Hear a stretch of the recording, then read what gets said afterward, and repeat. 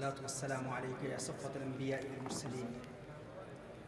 أما بعد فأعوذ بالله من الشيطان الرجيم. بسم الله الرحمن الرحيم. قال الله تبارك وتعالى في القرآن الكريم: قل إن كنتم تحبون الله فاتبعوني يحببكم الله. صدق الله العظيم وبلغنا رسول مصطفى المجتبى صلی اللہ علیہ وآلہ وسلم. لائق صد احترام علماء کرام، مشائخ اعظام،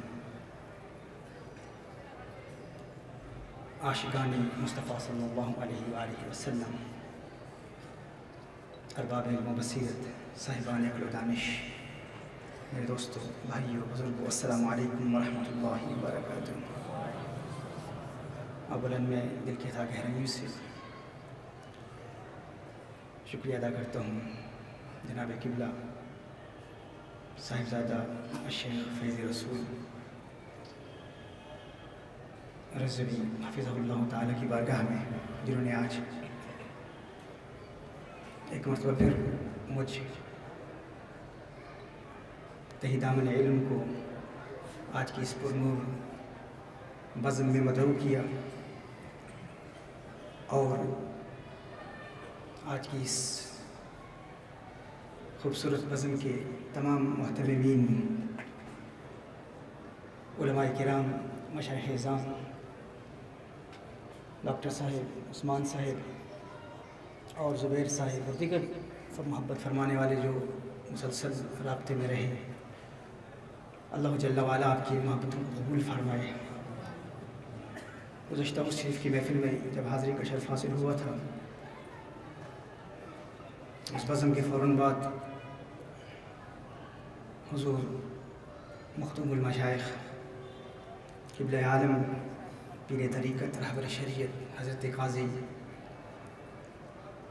فضل رسول حیدر رضوی رحمہ اللہ کی بارگاہ میں حاضری کا شرف حاصل ہوا. ایک ہی ملاقات حضرت سے ہوئی، اور وہ ملاقات، وہ لمحات میری زندگی کے یادگار لمحات ہیں. یہ زندگی نہ سمجھو کہ زندگی سے مراد ہیں بس وہ عمر رفتہ کی چند گھڑیاں جو ان کی صحبت میں کٹ گئی. آج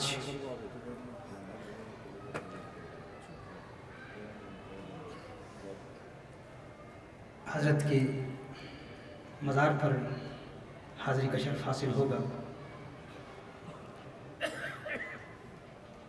حضرت مختوم المشائخ کی کاوشیں، ان کی محنتیں، ان کی جد و جہد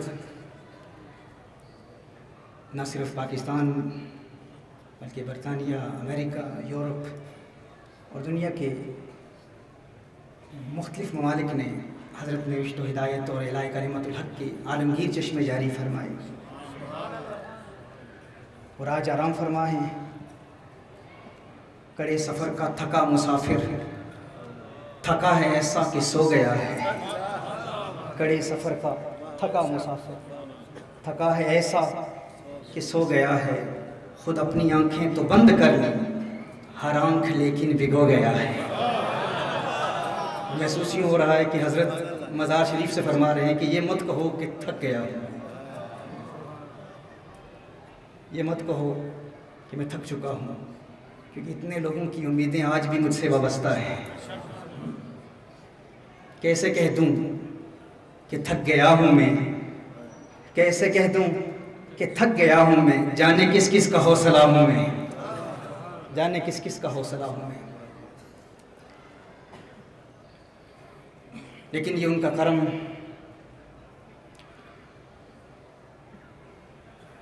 ان کی عظیم فکر، عظیم سوچ، جس محبت بھرے انداز میں لوگوں کو دین اسلام کی طرف مدعو کرتے رہے، اس کی مثالیں ہم نے دنیا بھر میں دیکھی ہیں. اور ایک ایسا نظام، تحریکی فکر کہ شورش کشمیری جیسے لوگ جو غیر نظریاتی لوگ ہیں حضرت کی ختم نبوت کے حوالے سے کاوشوں کو سراہتے ہیں، اپنی کتابوں میں بڑے واضح الفاظ میں بیان کرتے ہیں، اپنے کیا اغیار کیا میں محسوس کر رہا ہوں کہ حضرت اپنا نعم البدل عطا کر چکے ہیں۔ وہ ہے نا کہ سورج ہوں زندگی کی رمق چھوڑ جاؤں گا، سورج ہوں زندگی کی رمق چھوڑ جاؤں گا، میں ڈوب بھی گیا تو شفق چھوڑ جاؤں گا۔ حضرت فضل رسول کے وسیلے سے ہمیں فیض رسول عطا ہوئے ہیں۔ اللہ جل وعلا اس سلسلے کو قائم و دائم رکھے اور حضرت قبلہ فیض رسول کو اپنے آباء، اپنے اسلاف کے نظریات کو پورے عالم میں پھیلانے اور انہی عقائد اور انہی اصولوں اور انہی نظریات پر تا دم آخر کاربند رہنے کی توفیق عطا فرمائے۔ قرآن کریم کی اس آیہ مبارکہ کو سرنامہ سخن کی حیثیت سے تلاوت کرنے کا شرف حاصل ہوا۔ خالق کائنات نے ہمیں اتباع مصطفیٰ صلی اللہ علیہ وآلہ وسلم کا حکم ارشاد فرمایا ہے،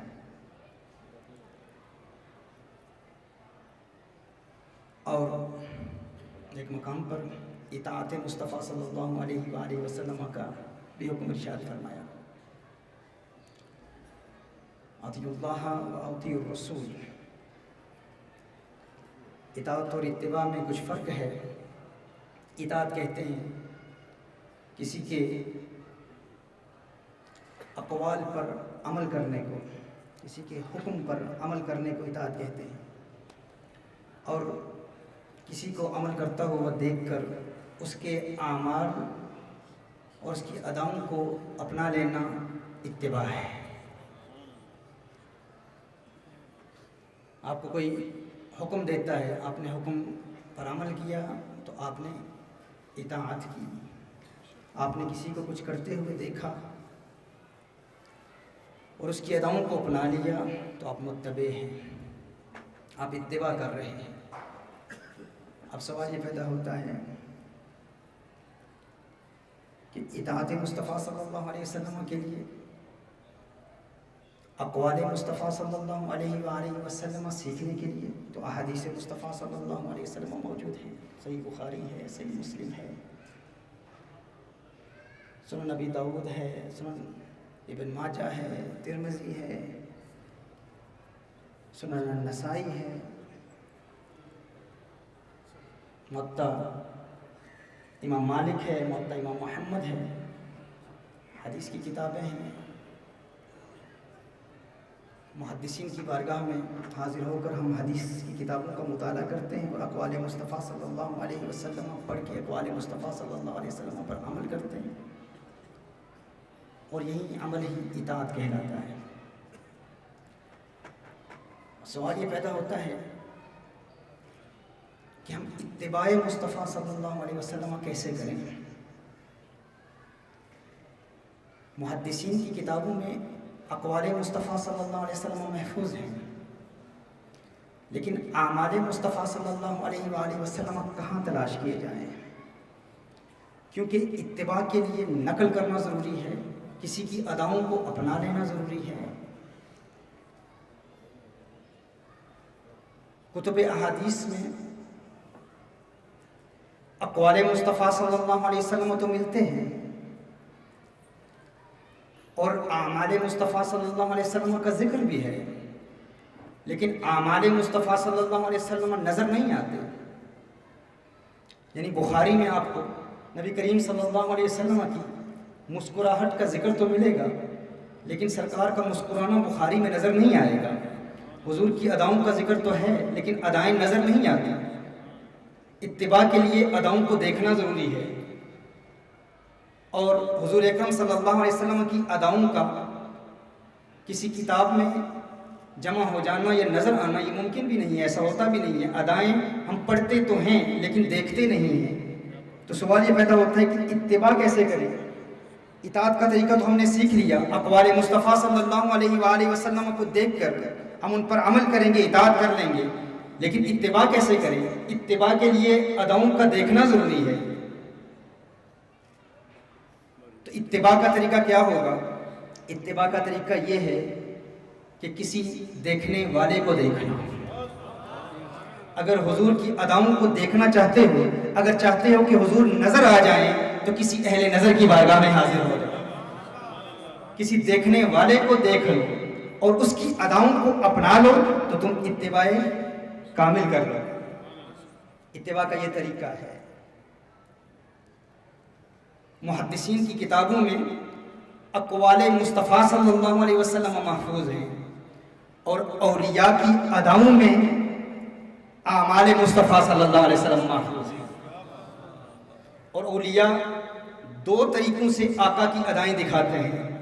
ایک طریقہ یہ ہے کہ وہ اپنے شیخ کی اداؤں کو دیکھتے ہیں، وہ اپنے شیخ کی اداؤں کو دیکھتا ہے، وہ اپنے شیخ کی اداؤں کو دیکھتا ہے، اور یوں یہ سلسلہ اتباع تابعین تک پہنچتا ہے۔ پھر وہ تابعین کی اداؤں کو دیکھتے ہیں، تابعین صحابہ کرام علیہم رضوان کی اداؤں کو دیکھتے ہیں، صحابہ کرام علیہم رضوان نے براہ راست کونین کے والی صلی اللہ علیہ وسلم کی اداؤں کو دیکھا، اداؤں کو دیکھ کر اپنا لیا اور اتباع کر لی۔ یوں پھر تابعین نے صحابہ کے ذریعے حضور کے جلوے دیکھے، اتباع تابعین نے تابعین کے ذریعے حضور کے جلوے دیکھے، اور یوں یہ سلسلہ ہم تک پہنچا، دور حاضر کے اولیاء تک سند متصل کے ساتھ پہنچا۔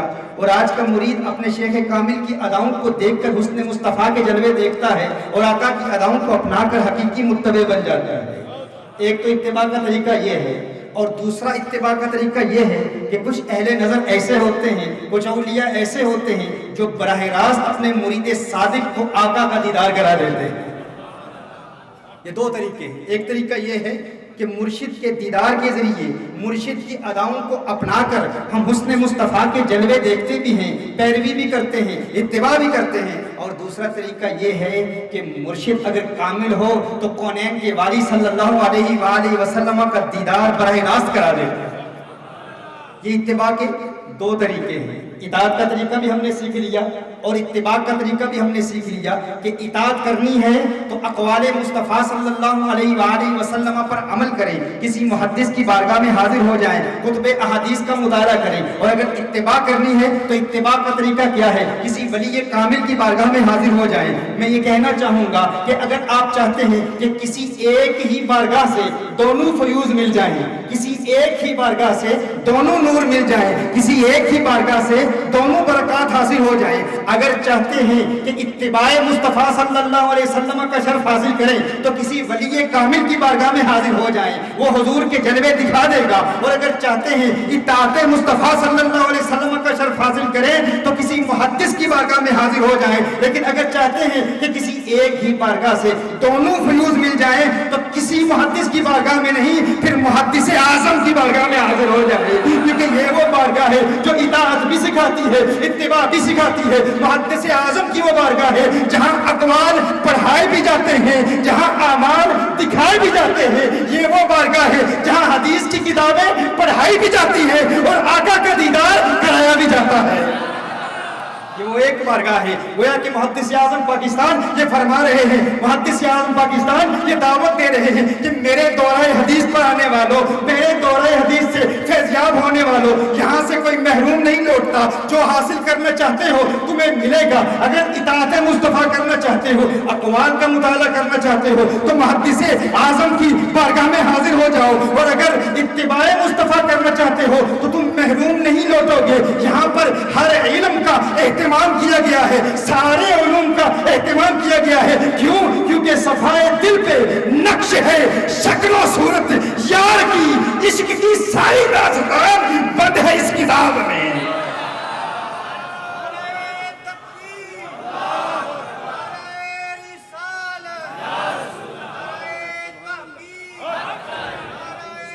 اس بارگاہ میں آئے، اسی لیے جو اس بارگاہ میں ایک مرتبہ آ جاتا ان کا دیوانہ ہو جاتا۔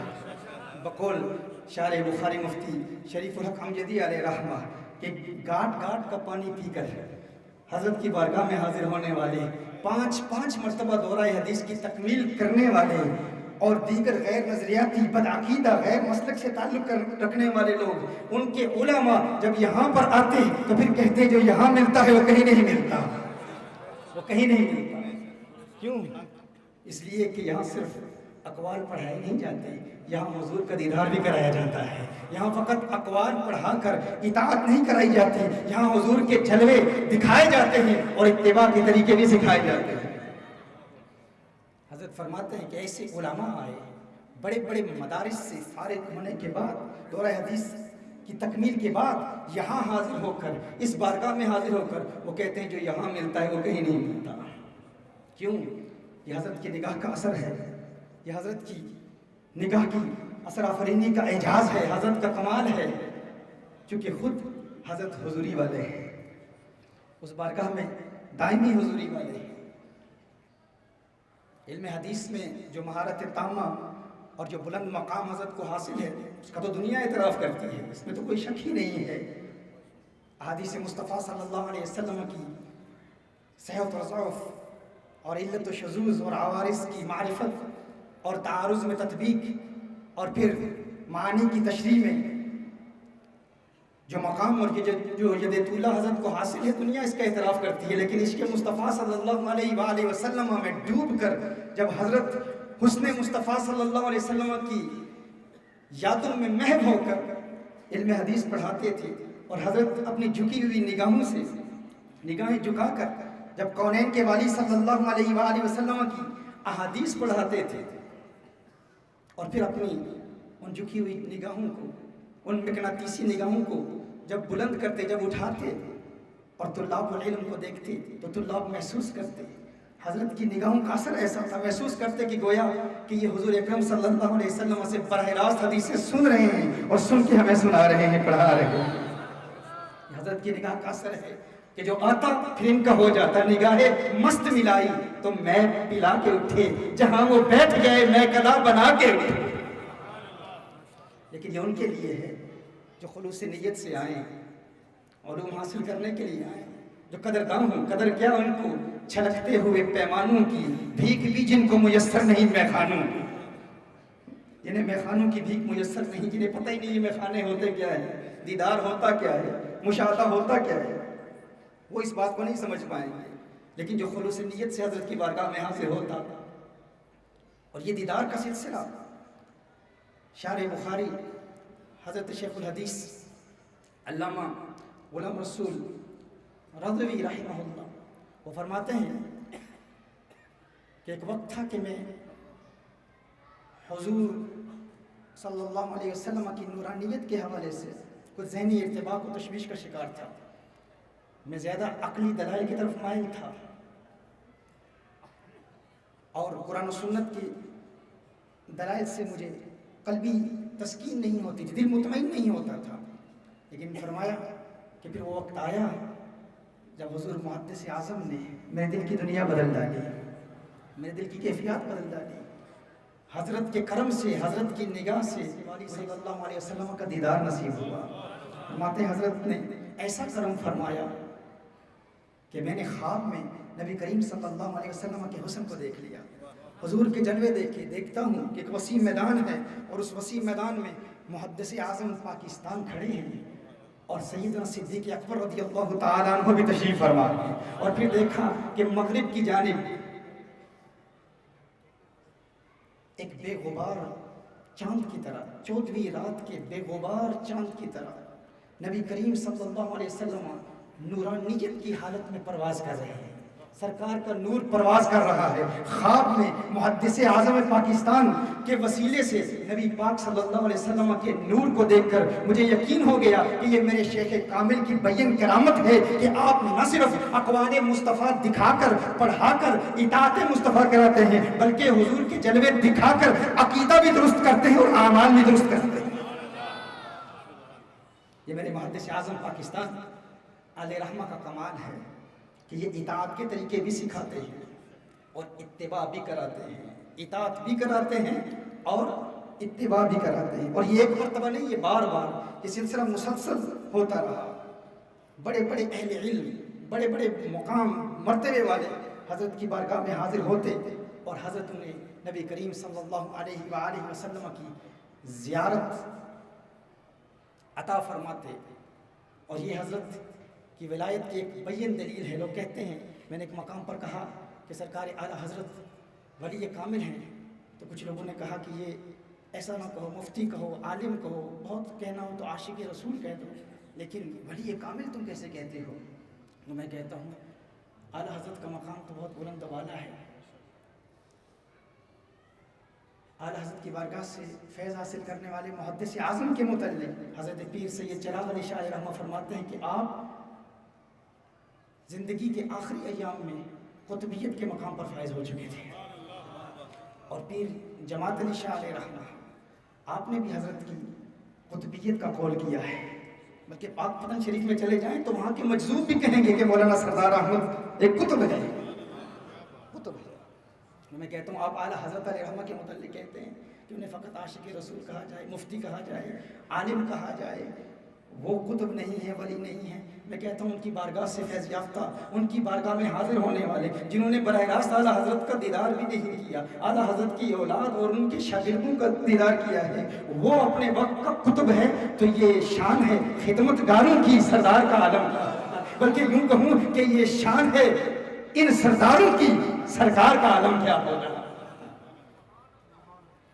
اس بارگاہ سے فیض حاصل کرنے والے خود سردار ہیں، سردار احمد ہیں، سرکار اعلیٰ حضرت کی عظمتوں کا عالم کیا ہوگا۔ تو میں عرض کر رہا تھا کہ یہ وہ بارگاہ ہے جہاں سے دونوں فیوز ملتے ہیں، اور پھر یہ بھی دیکھیے کہ ایسا نہیں ہے کہ اگر کسی میں علمی لیاقت نہ ہو، استعداد نہ ہو، صلاحیت نہ ہو تو وہ محروم لوٹتا ہے، ایسا نہیں ہے۔ ایسے بھی آئے جن کے پاس علمی صلاحیت نہیں تھی، استعداد نہیں تھی، وہ علمی لیاقت نہیں تھی، وہ کیپیبلٹی پوٹینشیل نہیں تھی، لیکن حضرت نے ہر ایک کو نوازا۔ جو جس نیت سے آیا، جو اقوال پڑھنے کے لیے آیا اسے اقوال عطا فرمائے، اور جو اعمال دیکھنے کے لیے آیا اسے پھر حضور کے جلوے بھی دکھائے۔ گویا کہ آتے ہیں سائل مسائل کے ساتھ، ہوتے ہیں قائل دلائل کے ساتھ، اور اگر کوئی دلائل سے قائل نہیں ہوتا، اس کی قلبی تسکین نہیں ہوتی تو یہاں رکتے نہیں ہیں۔ فرماتے ہیں کہ دلائل کے آگے بھی ایک منزل ہے، آؤ تمہیں حضور کا دیدار کرا دوں۔ گویا کہ یوں فرما رہے ہیں کہ کتابوں سے دلائل دوں، کتابوں سے دلائل دوں، یا تصور میں انہیں لاؤں۔ کتابوں سے دلائل دوں، یا یوں کہوں کہ کتابوں سے دلائل دوں، یا جلوہ ان کا دکھلا دوں۔ کوئی مجھ سے پوچھ بیٹھا ہے میرا محبوب کیسا ہے، کوئی مجھ سے پوچھ بیٹھا ہے میرا محبوب کیسا ہے۔ اور اگر کوئی ایسا آتا جو استعداد نہیں رکھتا، صلاحیت نہیں رکھتا، اس کا حافظہ اچھا نہیں ہے، وہ علم نہیں پڑھ سکتا، تو اسے بھی محروم نہیں لوٹاتے کہ تو واپس چلا جا، تو اس قابل نہیں ہے، تو علم حاصل نہیں کر سکتا۔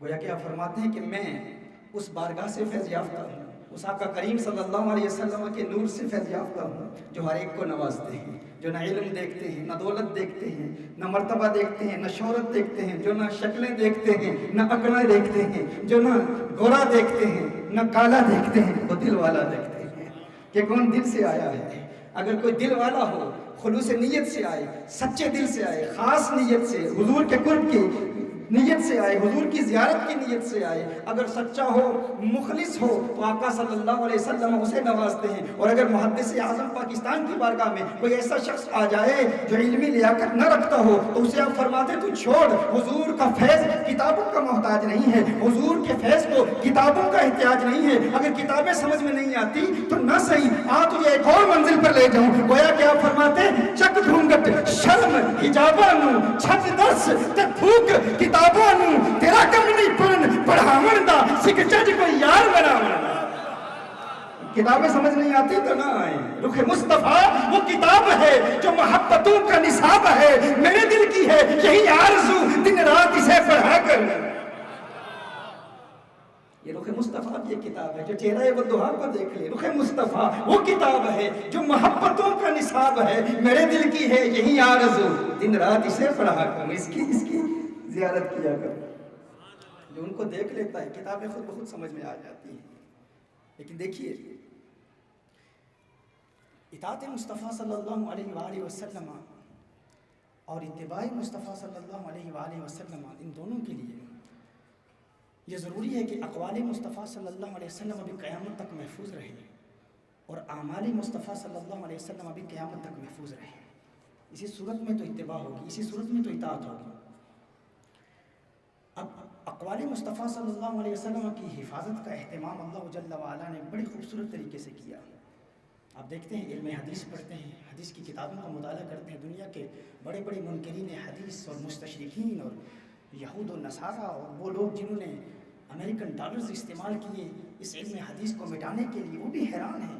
فقط علم جرح تعدیل اور اسماء و رجال کا علم دیکھ کر مسلمانوں کا اپنا ایجاد کرتا یہ عظیم علم، جس کو دیکھ کر بڑے بڑے غیر مسلم مفکرین بھی حیران ہیں۔ ایسا عظیم علم کہ جس کے ذریعے اقوال مصطفیٰ صلی اللہ علیہ وسلم کی حفاظت کا اہتمام ہوا، یہ ایسا عظیم علم ہے، ایسا وسیع علم ہے۔ اور پھر شیوخ سے احادیث کو اخذ کرنے کے جو طریقے ہم دیکھتے ہیں، سماع ہے، قراءہ ہے، اجازہ ہے، مناولہ، مکاتبہ، وجادہ، اعلام، وصیہ، یہ مختلف طریقے، یہ سارے کیوں ہیں؟ یہ اقوال مصطفیٰ صلی اللہ علیہ وسلم کی حفاظت کے لیے۔ پھر احادیث کی کتابوں کا مطالعہ کریں، علم حدیث پڑھنے والے جانتے ہیں، احادیث کی کتابوں کا مطالعہ کریں۔ مختلف قسم کی احادیث ہیں، ان کے مختلف مراتب ہیں، مختلف طبقات ہیں، اور پھر ان کی مختلف قسمیں ہیں، صحاح ہیں، معاجم، مسانید، مستدرکات، مستخرجات،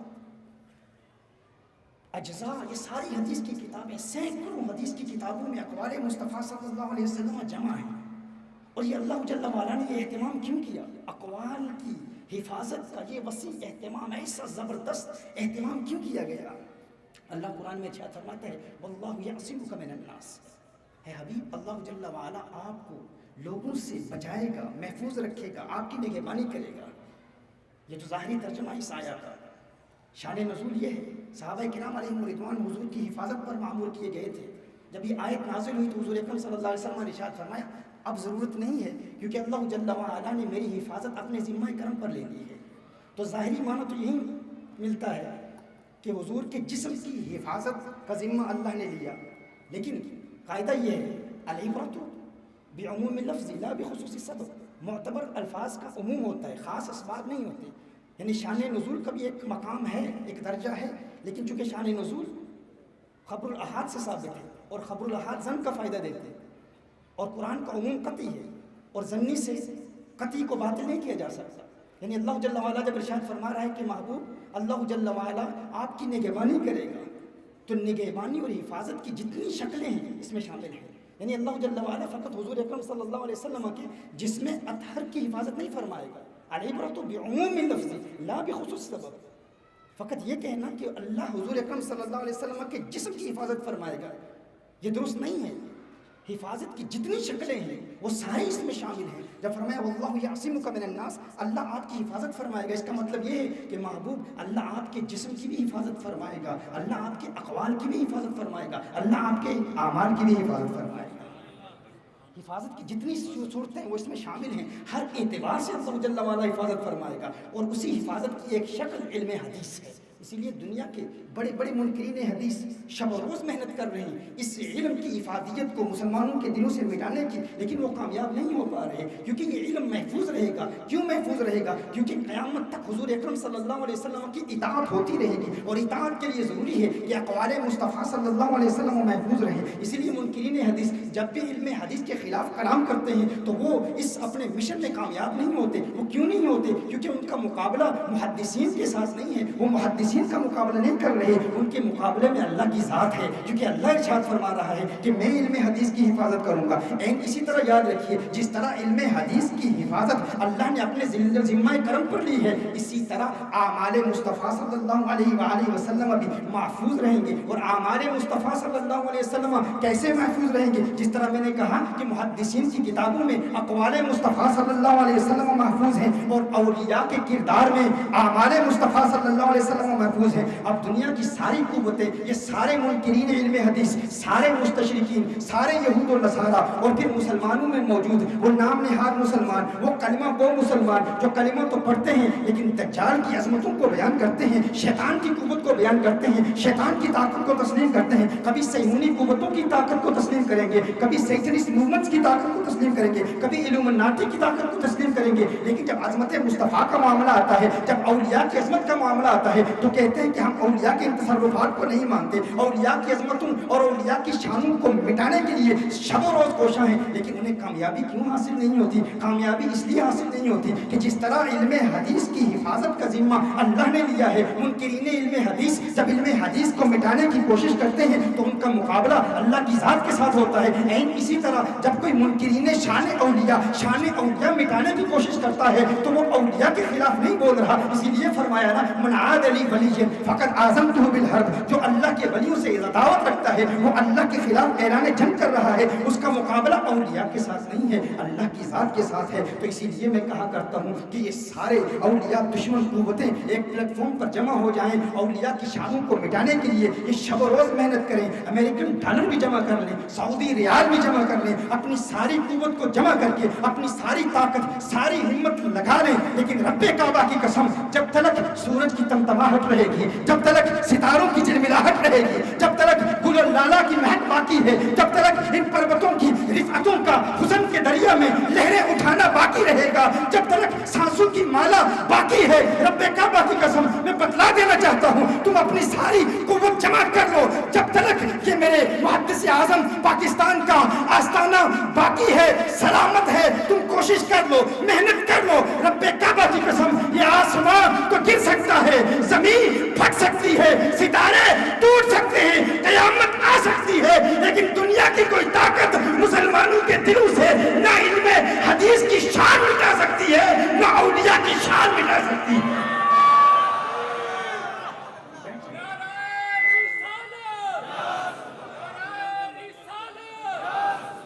کیونکہ اللہ نے فرمایا ہے واللہ یعصمک من الناس، اعمال بھی محفوظ رہیں گے، اقوال بھی محفوظ رہیں گے.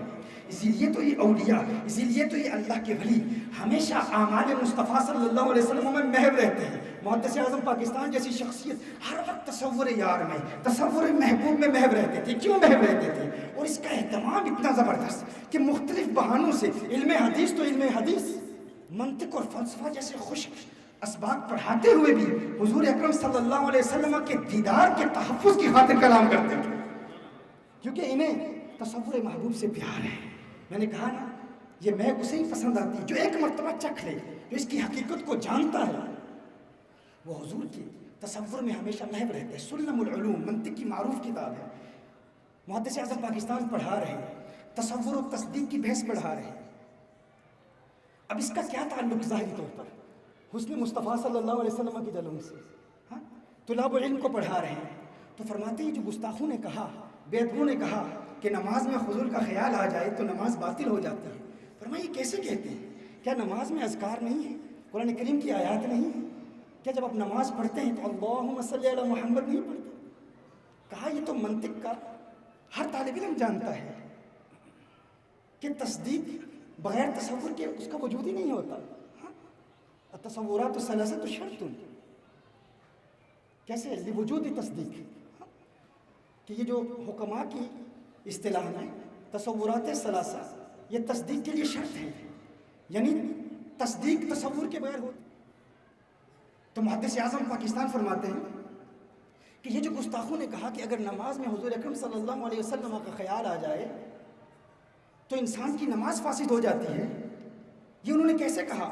کیا وہ نماز میں حضور اکرم صلی اللہ علیہ وآلہ وسلم کا نام نہیں پڑھتے؟ کیا درود شریف نہیں پڑھتے؟ اللہم صلی علی محمد نہیں پڑھتے؟ کیا سورہ فتح میں محمد رسول اللہ نہیں پڑھتے؟ تصور کیا ہے؟ کسی کا ذہن میں خیال آنا. محدث اعظم پاکستان، میں نے کہا ولی ہے، محدث اعظم پاکستان ولی ہے. تو جب آپ کہتے ہیں نا محدث اعظم پاکستان تو یہ ایک تصور ہے، الادراک الخالی عن الحکم، خیال کا آنا یہ ایک تصور ہے. پھر آپ کہتے ہیں ولی، تو ولی اللہ بھی ایک تصور ہے. آپ کہتے ہیں محدث اعظم پاکستان یہ خیال آیا ہے، ذہن میں ان کا تصور آیا. تو یہ تصور آنا یہ ایک تصور ہے. اور پھر آپ کہتے ہیں ولی اللہ یا آپ کہتے ہیں قطب, تو یہ بھی ایک تصور ہے. لیکن آپ حکم نہیں لگاتے, النسبۃ الحکمیہ نہیں پائی جاتی. تو یہ دو تصورات ہیں, اور تصدیق بغیر تصور کی ہوتی ہی نہیں ہے. تو محدث اعظم پاکستان فرماتے ہیں کہ یہ جو گستاخ کہتے ہیں, بے ادب کہتے ہیں کہ حضور کا خیال نماز میں آ جائے تو نماز باطل ہو جاتی ہے, تو تصور کے بغیر تو تصدیق ہوتی ہی نہیں. تصور کے بغیر تو تصدیق ہوتی نہیں. میں آپ کو اپنی زبان میں آسان الفاظ میں یہ منطقی اصطلاحات سے ہٹ کر بتا دیتا ہوں. گویا کہ محدث اعظم پاکستان فرما رہے ہیں کہ دیکھیے ایک تصور ہے, ایک تصدیق ہے. تو ذرا گستاخوں سے یہ پوچھو, بے ادبوں سے یہ پوچھو کہ تم نماز تصدیق کے لیے پڑھتے ہو یا تکذیب کے لیے پڑھتے ہو؟ جب نماز میں اذکار آتے ہیں تو یہ اذکار, یہ قرآن کریم کی آیات, یہ تکذیب کے لیے پڑھتے ہو یا تصدیق کے لیے پڑھتے ہو؟ آپ سمجھ رہے ہیں میں کیا عرض کر رہا ہوں؟ اگر وہ کہیں کہ تکذیب کے لیے پڑھتے ہو, یہاں تکذیب کو جو میں تصدیق کے مقابلے میں لا رہا ہوں, یہ منطق کی اصطلاح میں نہیں لا رہا ہوں, یہ فقط سمجھانے کے لیے لا رہا ہوں. کوئی اس کو بنیاد بنا کر, چونکہ دنیا بھر میں لوگ ہماری بیانات سنتے ہیں, تو کوئی اس بنیاد پر محدث اعظم پاکستان پر اعتراض نہ کرتے. اس لیے میں وضاحت کرنا چاہتا ہوں, یہ میں اپنے جملوں میں بات سمجھانے کی کوشش کر رہا ہوں کہ محدث اعظم پاکستان گویا کہ یہ فرما رہے ہیں کہ نماز میں جب تم یہ اذکار پڑھتے ہو, قرآن کریم کی آیات پڑھتے ہو, تو بتاؤ جب تم پڑھتے ہو محمد رسول اللہ, محمد کا تصور آئے گا نا, رسول اللہ کا تصور آئے گا نا, اور تصدیق کے لیے تصور شرط ہے. لا یوجد تصدیق بلا تصور, کہ تصور کے بغیر تصدیق کا وجود ہی نہیں ہوتا. تو بتاؤ جب تم نماز میں یہ اذکار پڑھتے ہو تو تصدیق کے لیے پڑھتے ہو یا تکذیب کے لیے پڑھتے ہو؟ اگر قرآن کی آیات تکذیب کے لیے پڑھو گے تو تم اللہ کو جھوٹا کہہ رہے ہو نا, اور اللہ کی تکذیب کرنا کفر ہے. اللہ کو جھوٹا کہنے والا کافر ہے, اور کافر کی نماز تو ہوتی ہی نہیں ہے. تم کاہے کی نماز پڑھ رہے ہو, تم کیوں عبادت کر رہے ہو؟ اور اگر کہو تکذیب کے لیے نہیں پڑھ رہے, تصدیق کے لیے پڑھ رہے ہیں, تو لا یوجد تصدیق بلا تصور, تصدیق کا وجود ہی تصور کے بغیر نہیں ہوتا. تم کہتے ہو تصور شرک ہے. اگر نماز میں حضور کی یاد آ جائے, حضور کا تصور آ جائے, حضور کا خیال آ جائے, تو انسان مشرک ہو جاتا ہے. بڑی عجیب بات ہے, تکذیب کے تم مدعی نہیں ہو, تکذیب کر نہیں رہے اور تصدیق کو مانتے نہیں, تو تمہاری نماز تو کسی صورت میں نہیں ہوتی. لیکن ہم اہل سنت عاشقان اعلیٰ حضرت کی عظمتوں کے ترانے الاپنے والے جب منطق بھی پڑھتے ہیں, جب فلسفہ بھی پڑھتے ہیں, تو آقا کی عظمتوں کے ترانے الاپتے ہیں. منطق و فلسفہ جیسے خشک موضوعات کو پڑھتے پڑھاتے ہوئے بھی تصور یار میں محو رہتے ہیں. ہم نماز میں تصور کیوں نہیں کریں گے؟ ہم نماز پڑھتے ہیں تو تکذیب کے لیے نہیں پڑھتے, تصدیق کے لیے پڑھتے ہیں, اور تصدیق کے لیے تصور شرط ہے. پتہ چلا سنی جب نماز پڑھتا ہے تو تصور محبوب میں محو ہو کر نماز پڑھتا ہے, حضور کی یادوں میں محو ہو کر نماز پڑھتا ہے. وہ کہتا ہے ارے میں تو خارج از نماز بھی ہمیشہ آقا کی یادوں میں مست رہتا ہوں, آقا کے حسن کے جلووں کو دیکھتا رہتا ہوں. نماز میں تو ایک اور بہانہ مل گیا, وہ کیا ہے کہ نماز میں تصدیق بھی کرنی ہے, تصدیق کے لیے تصور ضروری ہے. اب نماز میں تو اور آقا کا خیال آئے گا, آقا کے جلووں میں اور محو ہو جاؤں گا. گویا کہ وہ کہتا ہے دل میں, جگر میں, آنکھ میں بس تو ہی تو رہے, اس کے سوا نہ دل میں کوئی یار رسول رہے. اس اہتمام میں شوق میں سجدے کروں ادا, تیرا خیال آئے تو دل باوضو رہے. اور جنت میرے نصیب کی وائس تو بخش دے, میرے کفن میں گیس ہوئے جانا کی بھو رہے, میرے کفن میں گیس ہوئے جانا کی بھو رہے. وہ حسن مصطفیٰ کے جلووں میں محو رہتا ہے. وہ کہتا ہے میں قبر میں جاؤں تو قبر میں میرے کفن میں بھی گیسوئے جانا کی خوشبو رہے, کفن میں بھی گیسوئے جانا ہو. بلکہ وہ کہتا ہے کہ جب زندہ ہوں تو حسن مصطفیٰ کے جلووں میں, جلووں کو دل میں سما کر زندگی گزارتا ہوں. قبر میں جاتا ہوں تو لحد میں عشق رخ شاہ کا داغ لے کے چلے, اندھیری رات سنی تھی چراغ لے کے چلے. کہتے ہو حضور کا تصور آ جائے نماز ٹوٹ جاتی ہے, تم اس نعمت سے محروم ہو. ایسی عظیم نعمت, ایسی عظیم نعمت, دنیا کا ذرہ ذرہ اس نعمت سے محظوظ ہو رہا ہے. میرے آقا نے ارشاد فرمایا ما بین السماء والارض شیء الا یعلم انی رسول اللہ الا عاصی الجن والانس. فرمایا کائنات کا ذرہ ذرہ حضور اکرم صلی اللہ علیہ وسلم کو جانتا ہے کہ حضور اللہ کے رسول ہے. کائنات کا ذرہ ذرہ اس بات کا, اس حقیقت کا معترف ہے. ہر شے آسمان اور زمین کے مابین جو کچھ بھی ہے اس بات کا, اس حقیقت اعتراف کرتی ہے کہ حضور اللہ کے رسول ہیں. اور جو اعتراف کرتے ہیں وہ حضور اکرم صلی اللہ علیہ وسلم کی بارگاہ میں درود و سلام کے گجرے بھی نشاور کرتے ہیں, آقا کی عظمتوں کے ترانے بھی الاپتے ہیں. کائنات کا ذرہ ذرہ حضور کو جانتا ہے, پہچانتا ہے. ایک مولوی صاحب حضور محدث اعظم پاکستان کی بارگاہ میں حاضر ہوئے, بے ادب تھا. اس نے محدث اعظم پاکستان سے سوال کیا, مسجد کہ صف کا ایک تنکا توڑا، چھوٹا سا تنکا توڑ کے اس کے مزید ٹکڑے کیے، تنکا توڑ کر حضور محدث اعظم کی بارگاہ میں عرض کرتا ہے، تم کہتے ہو حضور کائنات کے ذرے ذرے کو جانتے ہیں، ذرا یہ تو بتاؤ کیا حضور اکرم صلی اللہ علیہ وسلم اس تنکے کو بھی جانتے ہیں، اس چھوٹے سے تنکے کو بھی جانتے ہیں؟ محدث اعظم پاکستان فرماتے ہیں کہ مجھے اس سے پہلے ایسا سوال کسی نے کبھی کیا نہیں تھا، تو کچھ دیر مجھے کچھ تشویش ہوئی، کچھ توقف ہوا، پھر اعلیٰ حضرت کی بریلی شریف سے خصوصی نگاہ حاصل ہوئی، خصوصی توجہ حاصل ہوئی، فرمایا ایسی توجہ حاصل ہوئی کہ اعلیٰ حضرت نے ایک ایسا خوبصورت جواب القاء فرما دیا، میں نے الزامی جواب دیا، میں نے کہا تو پوچھتا ہے کیا حضور اس تنکے کو جانتے ہیں؟ ذرا یہ تو بتا کیا یہ تنکا حضور کو جانتا ہے؟ کیا سننے میں کیا عرض کر رہا ہوں، کیا یہ تنکا حضور کو جانتا ہے؟ کیا یہ تنکا حضور کو جانتا ہے؟ تو فرمایا اس کے بعد وہ لاجواب ہو کر منہ بنا کر اٹھ کے چلا گیا، یہ جواب ہی ایسا تھا گویا کہ محدث اعظم فرما رہے ہیں، میں اپنی زبان میں بتا دوں، گویا کہ آپ یہ فرما رہے ہیں تو کہتا ہے مدینے والے آقا اس تنکے کو جانتے ہیں یا نہیں؟ وہ آقا ہے، یہ ان کا تنکا ہے، یہ ان کا تنکا ہے، وہ آقا ہو کر تنکے کو جانتے ہیں تو یہ تنکا ہو کر آقا کو کیوں نہیں جانتا؟ اور اگر یہ تنکا ہو کر آقا کو جانتے ہیں تو وہ آقا ہو کر تنکے کو کیوں نہیں جانتے؟ تو یہ سوچئے کیسا عجیب، کیسی عجیب لوگ ہے، ان کا ہے یا ان کا ہے یا پھر کسی سرکش جن کا ہے؟ کہ حضور نے فرمایا سرکش جنات اور سرکش انسانوں کے علاوہ سارے مجھے جانتے ہیں، یہ تنکا ہے ان کو جانتا ہے یہ تنکا پر ہے آقا کا، اور جن کا ہے وہ سب جانتے ہیں، یہ جن کا ہے وہ سب جانتے ہیں، لیکن تو بتا تم کن کا ہے، ان کا ہے یا ان کا ہے یا کسی سرکش جن کا ہے؟ کیونکہ یہ عجیب بات یہ ہے کہ یہ سارے جنات کی طاقت کو مانتے ہیں، جو تصورات و اختیارات اور قوت و طاقت ہم اولیاء کے لیے کہتے ہیں، اولیاء کے لیے مانتے ہیں، یہ دجال کے لیے اس قوت کا اعتراف کرتے ہیں، جنات کے لیے مانتے ہیں، جادوگروں کے لیے مانتے ہیں، لیکن آقا کے لیے نہیں مانتے۔ کیسی عجیب بات ہے۔ کہتے ہیں کہ مسلم دنیا کی حالت آج دیکھو، صہیونی قوتوں نے آج سے کتنے سال پہلے مسلمانوں کی اقتصادی، معاشی اور سیاسی حالت کو بیان کر دیا تھا، کہا کہ یہ دجالک فورسز ان کا علم اتنا وسیع ہے، لیکن دجال کے علم کو مانیں گے، آقا کے علم کو نہیں مانیں گے۔ کیسی عجیب بات ہے۔ دجال کے علم کا اعتراف بھی کریں گے، کہیں ہم اس کے علم کو مانتے ہیں، اس کے اختیارات کو مانتے ہیں، اس کے تصرفات کو مانتے ہیں، لیکن انہی تصرفات کو، انہی اختیارات کو جب ہم آقا صلی اللہ علیہ وسلم کی ذات سے منسوب کہتے ہیں تو کہتے ہیں شرک ہے۔ نادانو تم نے حضور کی شانوں کو پڑھا ہی نہیں۔ اگر محدث اعظم پاکستان کی بارگاہ میں زانو تلمس طے کرتے، اس بارگاہ سے فیض حاصل کرتے تو کبھی یہ بات نہ کہتے۔ تم کہتے ہیں دجال جانتا ہے، صہیونی قوتیں جانتے ہیں، الومناٹی اور فری میسنری ان کو سب علم ہے، وہ سب جانتے ہیں کہ مسلمانوں کی مستقبل میں حالت کیا ہوگی، لیکن آقا کے علم کا انکار کرتے ہو کہ آقا کو مسلمانوں کی حالت کا علم نہیں۔ مستدرک احمد کی حدیث ہے، مستدرک حاکم میں بھی یہ حدیث پائی جاتی ہے، اور امام ذہبی نے، علامہ ذہبی نے اپنی تعلیق میں اس حدیث کو صحیح کہا ہے، موافقت کی ہے، اور سلفیوں کے شیخ البانی نے اس نے بھی اس حدیث کی موافقت کی، یہ صحیح حدیث ہے۔ میرے آقا صلی اللہ علیہ وسلم نے دجال کے متعلق ارشاد فرمایا، یجیء الدجال، دجال آئے گا،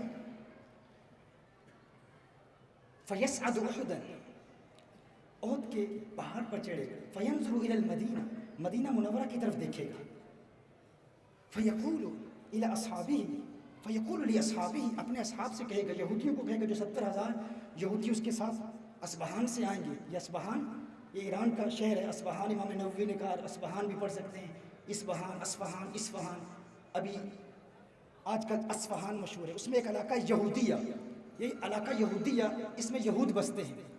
جب دجال آئے گا تو اس کا خروج ایران کے شہر اصفہان کے علاقے یہودیہ میں ہوگا، اور وہاں سے یہودیوں کی قیادت کرتے ہوئے وہ پوری دنیا میں اپنے فتنے پھیلائے گا۔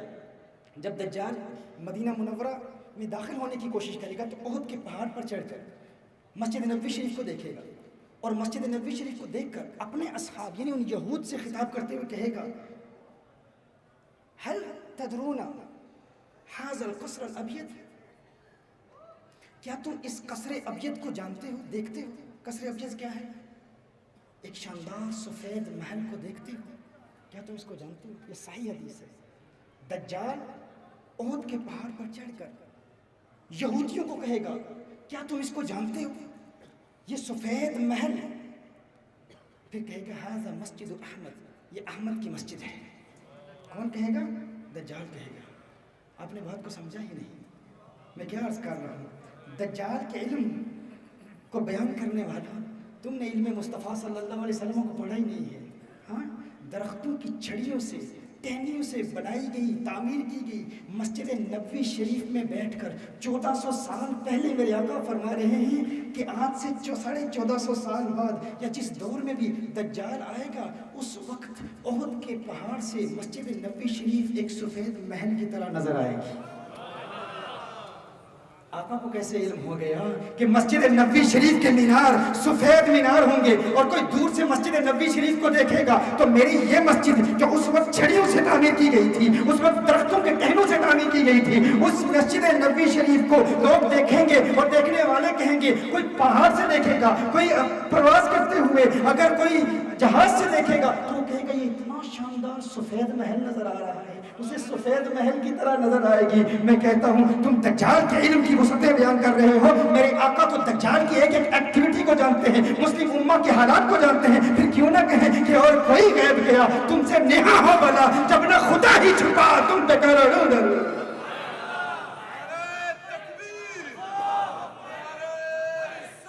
کیسی عجیب بات ہے. شیطانی قوتوں کے تصرفات کو مانتے ہیں، ان کی قوت کو مانتے ہیں، ان کی طاقت کو مانتے ہیں. اچھا یہ بھی غور کریں کہ دجال یہ کیوں کہے گا ھذا مسجد احمد، یہ نہیں کہے گا ھذا مسجد محمد. یہ مسجد محمد نہیں کہے گا، مسجد احمد کیوں کہے گا؟ اب توجہ فرما رہے ہیں؟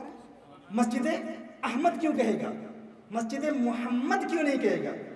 وہ اس لیے کیونکہ تورات میں حضور اکرم صلی اللہ علیہ وسلم کا اسم مبارک احمد آیا ہے، اور یہود اپنی کتابوں کے عالم ہیں، وہ اپنی کتابوں کو جانتے ہیں. اور دجال یہودیوں کی بولی میں بات کرے گا ان کو متاثر کرنے کے لیے. یعنی آقا صہیونی قوتوں کی ایکٹیویٹیز اور ان کی پلاننگ کو بھی جانتے ہیں، اور آقا دجال کے علم کو جانتے ہیں. اسی لیے 1400 سال پہلے میرے آقا صلی اللہ علیہ وسلم نے ایک ایک بات کو بیان کر دیا، وہ یہودیوں کو متاثر کرنے کے لیے، انہیں بتانے کے لیے کہ جسے تم احمد کہتے ہو یہ اس کی مسجد ہے. اچھا پھر یہ بھی دیکھو کہ دجال نے حضرت تمیم داری کی جو روایت ہے جس میں دجال کا ذکر ہے، اور یہ دجال کی احادیث، دجال کے متعلق جو احادیث ہیں، یہ اپنے بچوں کو پڑھایا گیا. حدیث شریف میں آتا ہے کہ مسجد کے ممبروں پر جب دجال کا ذکر ختم ہو جائے گا اس وقت دجال آئے گا. آج ہماری مساجد میں علماء دجال پر بہت کم کلام کرتے ہیں، دجال کی فتنوں پر بہت کم کلام کرتے ہیں، اس موضوع پر بات کی ہی نہیں جاتی. لیکن اگر یہود کو دیکھیں کہ وہ اپنے بچوں کی تربیت کیسے کرتے ہیں، علامات قیامت آخر الزمان کی جو علامات ان کی کتابوں میں آئی ہیں ان کے بچے بچے کو ازبر ہیں، اس لیے ان کی پلاننگ مضبوط ہے. ہمارے آقا صلی اللہ علیہ وسلم نے تو ہر چیز کو، ہر بات کو، ہر حقیقت کو، ہر قیامت کی علامت کو بیان کر دیا تھا، لیکن ہم پڑھتے ہی نہیں، نہ ہمیں پڑھایا جاتا ہے. یہاں تک کہ ابن ماجہ میں ہے کہ اپنے بچوں کو مدرسین دجال والی روایت زبانی یاد کریں، دجال کے متعلق جو روایت ہے وہ زبانی یاد کریں، بچے بچے کو بتائیں، کیونکہ دجال کے فتنوں کا مقابلہ وہی کرے گا جو دجال کے علم کو جانتا ہوگا، جو دجال کے متعلق لازمی علم کو جانتا ہے، جو اس کو پہچانے گا. اب دیکھیں یہ لوگ انہی عقائد، انہی باطل نظریات کی بنیاد پر ہمارے عوام اہل سنت کو گمراہ کرتے ہیں، اور دجال ان کے انہی نظریات کو استعمال کرے گا. اب دیکھیں دجال نے جب حضرت تمیم داری نے دجال سے اس کے جزیرے میں جا کر ملاقات کی اور حضور اکرم صلی اللہ علیہ وسلم کی بارگاہ میں حاضر ہو کر دجال کی ساری حالات اور احوال بیان کیے کہ دجال کیسا ہے، تو حضور اکرم صلی اللہ علیہ وسلم نے اپنے صحابہ کو مدعو کیا اور فرمایا کہ اس کی بات سنو، یہ وہی کہہ رہا ہے جو میں تمہیں دجال کے متعلق بتاتا تھا. اس وقت اس روایت میں آتا ہے کہ دجال کہے گا کہ مجھے مکہ اور طیبہ کے علاوہ دنیا کی ہر جگہ میں جانے کی اجازت ہوگی، لیکن صرف میں مکہ اور طیبہ میں داخل نہیں ہو سکوں گا. یہاں بھی دجال نے مدینہ منورہ نہیں کہا، کیا کہا؟ طیبہ کہا، طیبہ. اور پھر میرے آقا صلی اللہ علیہ وسلم نے جب حضرت تمیم داری سے یہ حدیث سنی تو حضور نے ارشاد فرمایا ہاذہ طیبہ، ہاذہ طیبہ، ہاذہ طیبہ، یہ وہ طیبہ ہے، یہ طیبہ ہے، یہ طیبہ ہے. کیوں طیبہ کی دجال نے طیبہ کیوں کہا؟ کیونکہ یہود کی کتابوں میں مدینہ نہیں ہے، طیبہ ہے. تو دجال ان کے انداز میں بولے گا، احمد بھی کہے گا اور طیبہ بھی کہے گا، طیبہ بھی کہے گا. اب دیکھیں میں یہ کہہ رہا تھا کہ دجال انہی بد عقیدہ لوگوں کے عقائد کو استعمال کر کے ان کو گمراہ کرے گا. اب ایک مثال اس کی سن لیں. ہم کہتے ہیں کہ شیخ عبد القادر جیلانی غوث اعظم مردے زندہ کرتے ہیں، اولیاء اللہ کے اذن سے مردے زندہ کرتے ہیں، تو کہا جاتا ہے یہ عقیدہ شرکیہ ہے۔ حالانکہ عیسیٰ علیہ السلام ابرئ الاکمہ والابرص واحیی الموت باذن اللہ، قرآن میں عیسیٰ علیہ السلام اللہ تو نہیں ہے نا، تو ان کے متعلق یہ اعتقاد رکھتے ہو۔ لیکن جب اولیاء کی بات کی جاتی ہے، جب حضور کی بات کی جاتی ہے، تو کہا جاتا ہے یہ عقیدہ شرک ہے۔ اللہ کا ولی مردے کیسے زندہ کر سکتا ہے؟ یہ کام تو فقط اللہ کا ہے، فقط اللہ ہی مردے زندہ کر سکتا ہے، اور اللہ کو کسی میں یہ مردے زندہ کرنے کی صلاحیت دینا، اللہ جل وعلا اس قابل ہی نہیں ہے، علیہ باللہ، یعنی اللہ کسی کو مردے زندہ کرنے کی قوت دے ہی نہیں سکتا۔ لیکن کیا بات ہے کہ جب یہی بات دجال کے متعلق کہی جاتی ہے، ہاں یہ دجال کا ایک بہت بڑا فتنہ ہوگا۔ صحیح بخاری کی کتاب الفتن کی حدیث ہے، اور اس کے علاوہ دیگر کتابوں میں بھی یہ حدیث آئی ہے۔ ایک تو دجال کا دھوکہ ہوگا کہ وہ مردے زندہ کرے گا، دجال کے ساتھ کچھ شیطان ہوں گے، وہ شیطان مردوں کی شکل میں متشکل ہو کر آئیں گے، لوگوں کو کہیں گے کہ دیکھ تیرا باپ مر گیا تھا۔ شیطان ایک اس کے باپ کی شکل میں متشکل ہو کر اس کا روپ دھار کر آئے گا اور کہے گا دیکھ میں تیرا باپ ہوں، میں مر گیا تھا میں زندہ ہو چکا ہوں، تیرا بھائی ہوں میں مر گیا تھا زندہ ہو چکا ہوں، تو اس کو خدا نہیں مانتا، دیکھ اس نے مجھے زندہ کر دیا، یہ مردے زندہ کرتا ہے تو یہی خدا ہے، یہ مردے زندہ کرتا ہے تو یہی خدا ہے۔ دجال بھی یہی کہے گا ارأیت ان احییت لک اباک واخاک الست تعلم انی ربک، کیا تو دیکھتا ہے کہ اگر میں تیرے باپ کو زندہ کر دوں، مردے کو زندہ کر دوں، تیرے بھائی کو زندہ کر دوں، تو کیا تو پھر بھی نہیں مانے گا میں تیرا خدا ہوں؟ یعنی مخلوق کے لیے مردے زندہ کرنے کا عقیدہ رکھنا، اس عقیدے کو بنیاد بنا کر دجال خدائی کا دعویٰ کرے گا۔ آپ سننے میں کیا عرض کر رہا ہوں؟ وہ کہے گا میں خدا ہوں، کیوں؟ کیونکہ میں مردے زندہ کرتا ہوں۔ صحیح بخاری کی حدیث ہے۔ ایک تو دجال کا دھوکہ ہوگا، اور دوسری حدیث یہ ہے کہ نبی کریم صلی اللہ علیہ وسلم ارشاد فرماتے ہیں ایک مرد مومن کو، صحیح بخاری کی حدیث ہے، دجال قتل کرے گا، اور ابن ماجہ کی حدیث میں آتا ہے کہ ایک آرا چلائے گا اور اس مرد مومن کے جسم کے 2 حصے کر دے گا، اور درمیان سے اللہ کی مخلوق چلے گی، یعنی ایک مرد مومن، ایک اللہ کا پیارا، اور کچھ کے نزدیک حضرت خضر علیہ السلام مراد ہے۔ دجال قتل کرے گا اور درمیان سے لوگ چلیں گے اور اس مرد مومن کے 2 حصے کر دے گا، درمیان میں لوگ چلیں گے اور پھر دجال اس مرد مومن کو زندہ کرے گا، یعنی مار کے حقیقتاً زندہ کرے گا۔ ایک تو دجال کا دھوکہ ہوگا، اور دوسرا دجال حقیقتاً مردوں کو زندہ کرے گا، اور پھر دعویٰ کیا کرے گا؟ اور ایک روایت میں یہ بھی آتا ہے کہ دجال کیا کہے گا؟ حضرت ابن مسعود رضی اللہ تعالیٰ عنہ روایت فرماتے ہیں، اور یہ بھی مستدرک امام حاکم نے بھی، امام حاکم نے اس کو روایت کیا کہ دجال کے ساتھ 2 فرشتے ہوں گے، ایک فرشتہ جو نورانی شکل میں متشکل ہوگا، نور ہے، خود فرشتے نورانی ہیں، لیکن ایک روایت میں آتا ہے کہ انبیاء کی شکل میں آئیں گے، یہ 2 فرشتے دجال کے ساتھ آئیں گے۔ کچھ علماء نے، کچھ اہل علم نے اس کا انکار بھی کیا ہے، ابن حجر مکی نے اس کا انکار کیا ہے، اور دیگر علماء کی اس کے حوالے سے مختلف آراء ہیں، لیکن اس حوالے سے ذرا غور کیجیے گا کہ یہ 2 فرشتے دجال کے ساتھ ہوں گے۔ دجال کہے گا کہ میں تو تمہارے مردے زندہ کرتا ہوں، دیکھو میں مردوں کو زندہ کرتا ہوں، کیا میں تمہارا رب نہیں ہوں؟ ایک فرشتہ کہے گا کہ تو جھوٹا ہے، تو کذاب ہے، تو جھوٹ بول رہا ہے۔ اب جو لوگ وہاں سامنے موجود ہوں گے وہ اس فرشتے کی بات کو سن نہیں پائیں گے، یہ اللہ کی حکمت ہے، اس فرشتے کی بات کو سن نہیں پائیں گے، یعنی ایک فرشتہ دجال کے ساتھ ہوگا، دجال کہے گا کہ دیکھو میں مردے زندہ کرتا ہوں، وحی و امید، میں زندگی بھی دیتا ہوں موت بھی دیتا ہوں، تو دیکھو کیا میں تمہارا رب نہیں؟ اب بھی نہیں مانتے میں تمہارا رب ہوں؟ تو وہ فرشتہ کہے گا تو جھوٹا ہے، تو جھوٹ بول رہا ہے۔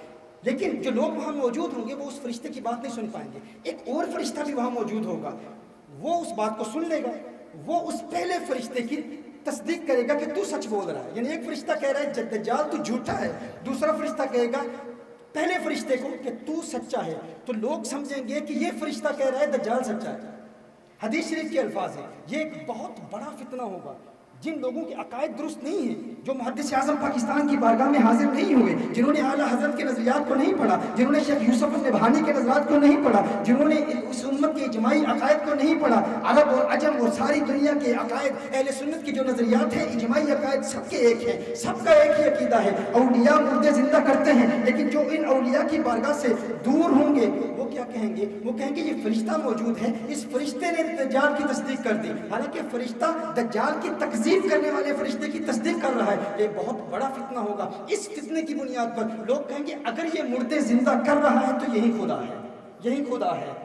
ہاں تو دیکھیں اس وقت کچھ محدث اعظم کے دیوانے بھی ہوں گے، محدث اعظم پاکستان کے دیوانے بھی ہوں گے، وہ کہیں گے تو اس بات پر ہمیں گمراہ کرنے کی کوشش کر رہا ہے، تو کہتا ہے کہ تو مردے زندہ کرتا ہے اس لیے تو خدا ہے۔ ارے مردے زندہ کرنے کی وجہ سے اگر تو خدا ہوتا اور اگر اس اعتقاد کی بنیاد پر ہم تجھے خدا مان لیتے تو یہ کام تو ساری زندگی میرے خواجہ خواجگان کرتے رہے۔ ارے میں نے اس کام کی بنیاد پر معین الدین اجمیری کو خدا نہیں مانا تو دجال کو خدا کیسے مان لوں گا؟ یہ کام کام تو غوث اعظم کرتے رہے، پیروں نے پیر اللہ کے عزم سے مردے زندہ کرتے رہے، لیکن پھر بھی کبھی اپنے آپ کو القادر نہیں کہا، عبد القادر ہی کہتے رہے، انہیں ہم عبد القادر ہی مانتے رہے، کبھی قادر مطلق نہیں مانا، وہ اللہ کے ولی ہیں، مردے زندہ کرتے ہیں، ہم نے غوث اعظم کو خدا نہیں مانا، تجھ تو کے پاس کو خدا کیسے مان لے؟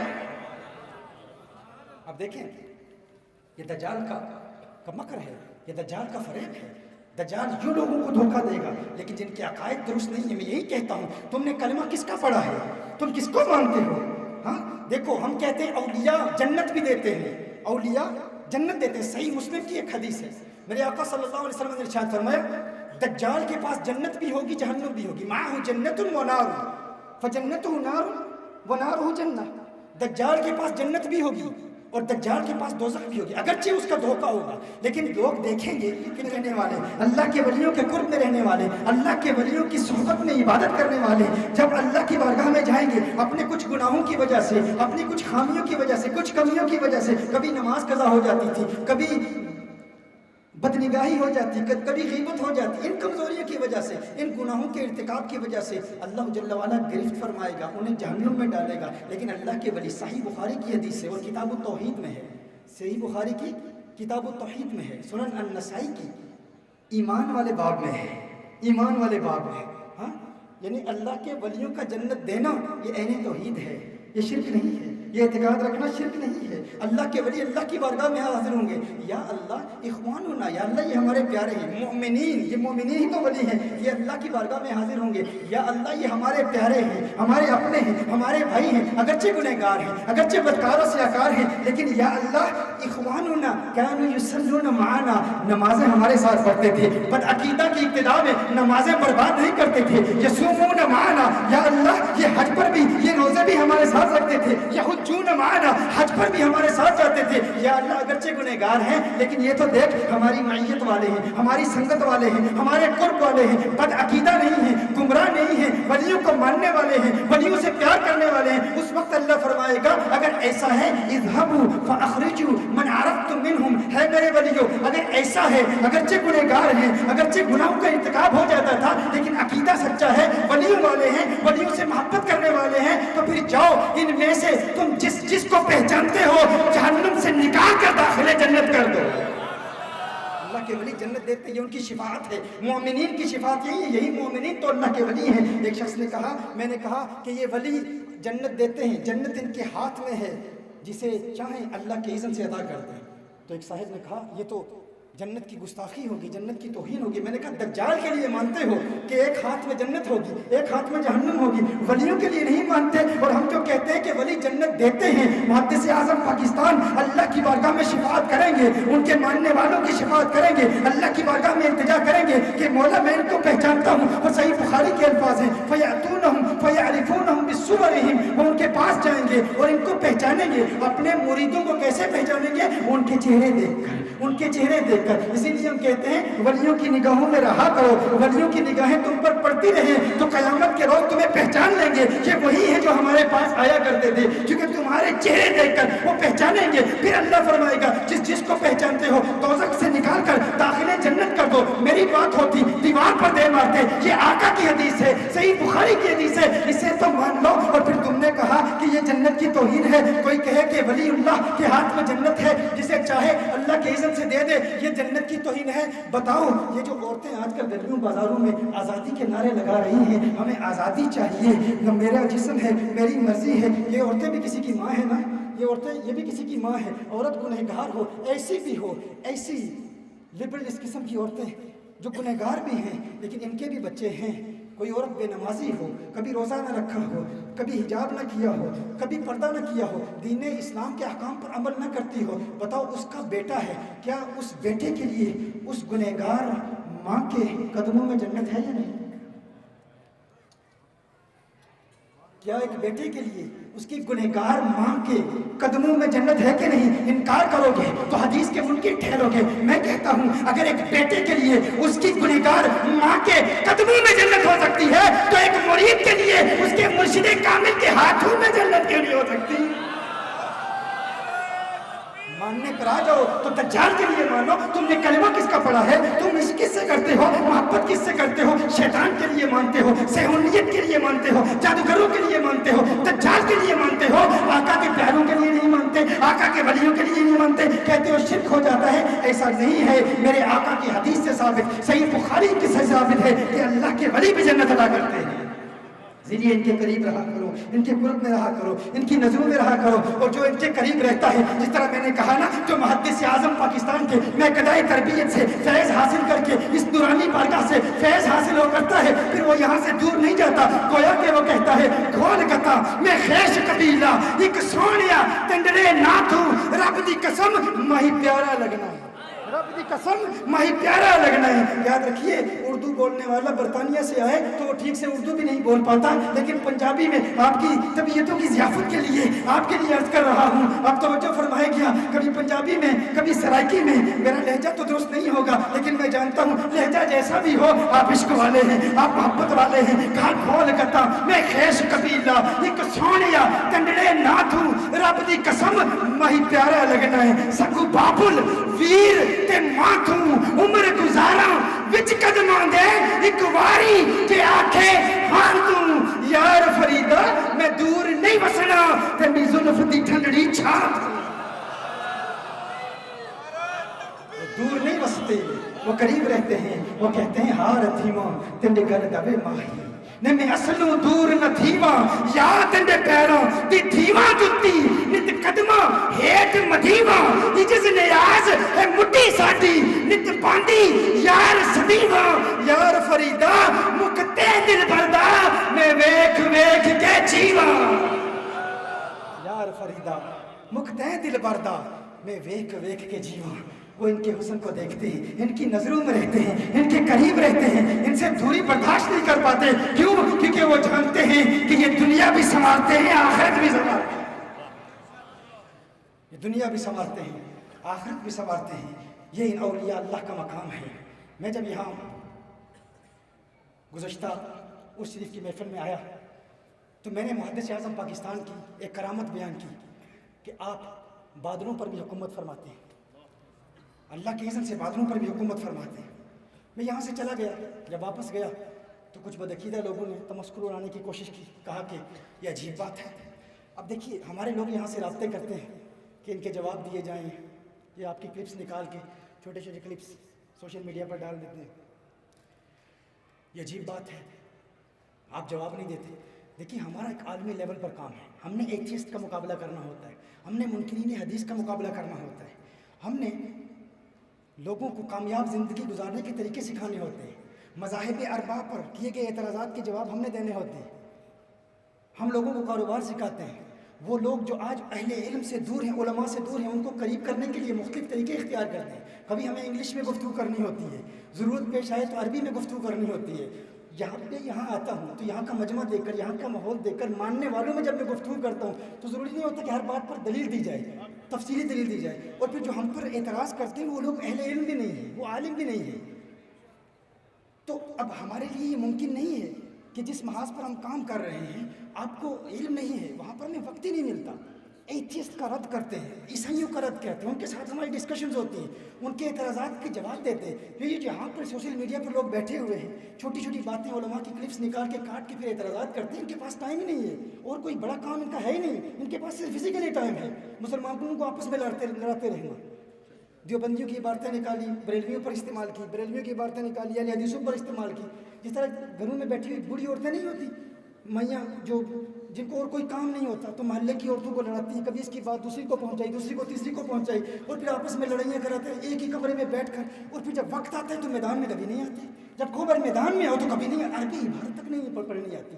یعنی ایسی عجیب, ہمیں لوگ یہاں سے پھر کانٹیکٹ کرتے ہیں, یار دلائل دو. بھائی ہم کیوں کس کام دلائل دیں, اور ان کو تو اور کوئی کام ہی نہیں ہے. اور جو اعتراضات ایتھیسٹ وہاں کے اللہ کے وجود کے منکرین مسلمانوں پر کرتے ہیں, انہی کو بنیاد, یہی اعتراضات جو ایتھیسٹ ہم پر کرتے ہیں, ان لوگوں کے اعتراضات بھی وہی ہیں اہل اسلام پر. جب ہم کہتے ہیں نا اللہ کے ولی کی فلاں کرامت ہے, جو کہتے ہیں وہ کرامت اب کیوں نہیں ظاہر ہوتی, ہم کہتے ہیں اللہ کے ولی, کہتے ہیں اب اللہ کے ولی کی اس کرامت کو ظاہر کرو نا, فلاں ولی کیوں نہیں مدد کر رہا. ہم کہتے ہیں اللہ کے ولی کبھی اللہ کی حکمت کے خلاف کام نہیں کرتے, اور یہی اعتراض تو ایتھیسٹ کا ہم پر ہے کہ تمہارا خدا مدد نہیں کرتا. جب مدد نہیں کرتا تو خدا کیوں مانتے ہو؟ تو ہم کو کہتے ہیں ہم خدا کو مانتے ہیں لیکن اس کی حکمتوں کو بھی مانتے ہیں. اب چونکہ ان لوگوں کا ایتھیسٹ سے مقابلہ نہیں ہے، غیر مسلموں کے استدلالات کو جانتے نہیں ہیں، یہ جانتے نہیں عیسائیت کے خلاف ہمارے کیا چیلنجز ہیں، یہودیت کے خلاف ہمارے کیا چیلنجز ہیں. انہوں نے تو مسلمانوں کو لڑنا ہوتا ہے، آپس میں لڑاتے رہتے. اسی کی وجہ سے ان کی سوشل میڈیا پر فالوئنگ بنتی ہے. یہ اچھا مجھے یہ بھی پتہ چلا کہ یہ اپنی ویورشپ بڑھانے کے لیے بھی یہ کام کرتے ہیں. یہ لاکھوں کماتے ہیں، یہ اس سے پیسہ کماتے ہیں. اور ہمارے لوگ ہم پر اعتراض کرتے ہیں کہ آپ جواب. بھائی ہم نے صرف اردو میں کلام نہیں کرنا ہوتا، صرف جناب جاوید غامدی صاحب کے جو فتوحات مکیہ کے حوالے سے اعلیٰ سرکار ابن عربی علیہ رحمہ پر جو اعتراضات ہیں اس پر تقریباً 8-9 گھنٹے کے میرے انگلش میں بیانات ہیں، کیونکہ وہاں فتنہ سارا انگلش میں ہے. ڈاکٹر عثمان صاحب نے مجھ سے رابطہ کیا تھا اور الحمدللہ ابھی تک آج دن تک وہ لوگ اس بات کا جواب نہیں دے پائے. چونکہ اب یہ حضرت ارطغرل رحمہ اللہ، اصل لفظ ارطغرل ہے رحمہ اللہ، جو ایک ولی کامل تھے جنہیں ایٹریکل کہا جاتا ہے. تو ابن عربی رحمہ اللہ کی وجہ سے اب افسوس کی بات تو یہ ہے نا کہ ہم اپنی اس نوجوان نسل تک اپنے ان اولیاء، ان کامل اولیاء کی تعلیمات نہیں پہنچا پائے، اور کسی ڈرامے کی وجہ سے ہمارے نوجوانوں تک یہ پیغام پہنچائے. اس سے آپ دیکھ سکتے ہیں کتنا ویکیوم ہے. جن ڈراموں میں، جن موویز میں ان اولیاء کی علیہ باللہ، وہ اولیاء ان کی ازواج جو اللہ کی ولیاں ہیں ان کو بے پردہ دکھایا گیا ہے.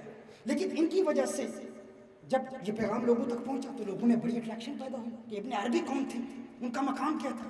تو اب اس کا بھی غلط استعمال کیا گیا، لوگوں نے اس کا استعمال کیا اور پھر اعتراضات کیے گئے. تو وہ جو الحمدللہ میں نے دلائل دیے ہیں غامدی صاحب کے حوالے سے، اب انشاءاللہ چونکہ میں یہاں آیا ہوں تو علماء نے کہا کہ آپ انگلش میں بات کرتے ہیں، وہ سارا رد آپ اردو میں بھی کریں.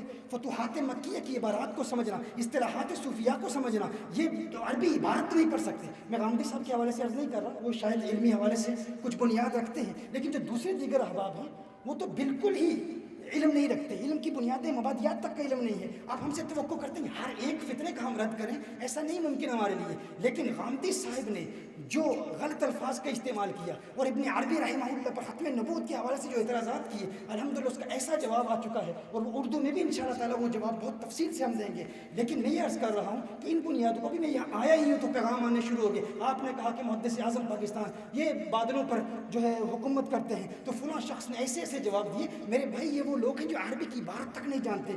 ہمارے وہاں برطانیہ کے بچے چھوٹے بچے جو عربی عبارت جانتے ہیں، ان کی عبارتیں پڑھ کے سنتے ہیں، وہ کہتے ہیں یار یہ اسی لیے تو اردو میں بولتے ہیں، ان کو عربی آتی ہی نہیں، عربی کتابیں کبھی کھولتے ہی نہیں، کبھی بغیر حرکات اور تشکیل کے عبارت یہ پڑھ ہی نہیں سکتے. وہ اردو کی کتابیں پڑھ کے یہاں پر بیانات کر رہے ہیں اور آپ ان کے بیانات سے متاثر ہو جاتے ہیں. یہ عجیب بات ہے. لیکن انشاءاللہ جب وقت آئے گا تو ہم ہر موضوع پر بات کریں گے انشاءاللہ. رفتہ رفتہ ہم اس طرف آ رہے ہیں، لیکن ابھی وہاں پر ہمارا مقابلہ جن لوگوں سے آپ نہیں جانتے، ہمارا مقابلہ وہاں عالم کفر سے ہے. تو میں صرف اس بات کا بھی جواب دے دیتا ہوں کہ میں نے حدیث سے ثابت کیا تھا کہ میرے آقا صلی اللہ علیہ وآلہ وسلم بادلوں پر حکومت فرماتے ہیں.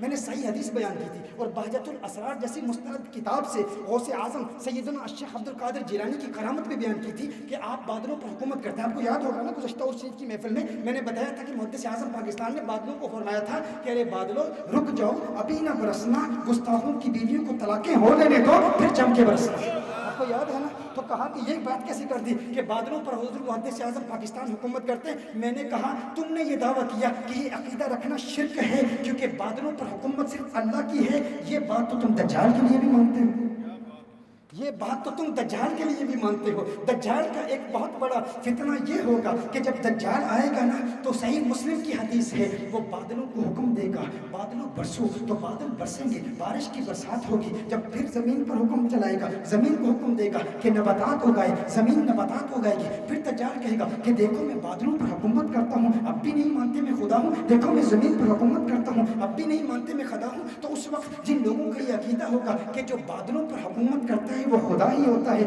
خدا کسی کو بادلوں پر حکومت دینے کی قوت ہی نہیں رکھتا، خدا کسی کو یہ قوت دے ہی نہیں سکتا کہ وہ بادلوں پر حکومت کرے. جن کا یہ عقیدہ ہے، جو کہتے ہیں کہ اللہ محدث اعظم پاکستان کو یہ قوت دے ہی نہیں سکتا کہ وہ بادلوں پر حکومت کرے، جن کا یہ عقیدہ ہے کہ جو بادلوں پر حکومت کرتا ہے وہ خدا ہی ہوتا ہے، اس کے علاوہ کوئی نہیں ہوتا. تو جب وہ محدث اعظم پاکستان کو دیکھتے ہیں تو بد عقیدہ تو اعتراض کرتے ہیں. اہل سنت و جماعت فوراً وہ جانتے ہیں کہ اللہ جل وعلا اپنے مخلوق کو یہ تصرفات و اختیارات دیتا ہے، لیکن کیا ہے کہ جب انہوں نے دجال کو دیکھا کہ دجال کے متعلق جب صحیح حدیثوں میں آیا کہ دجال بادلوں پر حکومت کرتا ہے تو یہ دجال کی حکومت کو مانتے ہیں۔ میں کہتا ہوں تم نے کلمہ کس کا پڑھا ہے؟ حضور کے تصرفات کو نہیں مانتے، حضور کے اختیارات کو نہیں مانتے، حضور کے مقامات کو نہیں مانتے۔ جب ہم بیان کرتے ہیں تو تم شرک کے فتوے لگاتے ہو، بدعت کے فتوے لگاتے ہو، اولیاء کے لیے بیان کرتے ہیں تو تم ہمیں مشرک کہتے ہو۔ میں کہتا ہوں میرا دل کہتا ہے دجال آئے گا، اصفہان سے آئے گا، ایران سے آئے گا، یہودیہ کے مقام سے آئے گا، پوری دنیا میں جائے گا، لیکن اس دجال کا گزر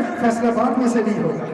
یہاں سے بھی گزرے گا نا دجال، یہاں سے بھی گزرے گا دجال، ہر جگہ جائے گا، دنیا کے ہر شہر میں جائے گا، لیکن میرا دل کہتا ہے، میرا وجدان کہتا ہے جب اس دجال اس دھوکے باز کا گزر یہاں فیصل آباد سے ہوگا تو فیصل آباد کے ہمارے یہ سفید ریش بزرگ، یہ ہمارے بزرگ جو ہمارے سامنے بیٹھے ہوئے ہیں جنہوں نے محدث اعظم پاکستان کی زیارت کی تھی، یہ جب دجال کو دیکھیں گے، دجال جب بادلوں کو حکم دے گا، بادلوں برسوں، جب بارش کی برسات ہوگی تو پھر وہ کہے گا دیکھو میں ان بادلوں پر حکومت کرتا ہوں، مجھے خدا مان لو۔ تو محدث اعظم پاکستان کا دیدار کرنے والے یہ ہمارے بزرگ دجال کو کہیں گے کہ یہ فتنے تو نجد میں پھیلا، اپنے نجدیوں میں پھیلا، وہ تجھے اس فتنے کی بنیاد پر خدا مان لیں گے۔ ہم تو لائل پور والے ہیں، ہم نے تو اپنے ماتھے کی آنکھوں سے مولانا سردار احمد کو بادلوں کو حکم دیتے ہوئے سنا، بادلوں نے اطاعت کی، ہم نے مولوی سردار کو خدا نہیں مانا، تجھے کیوں مان لیں گے؟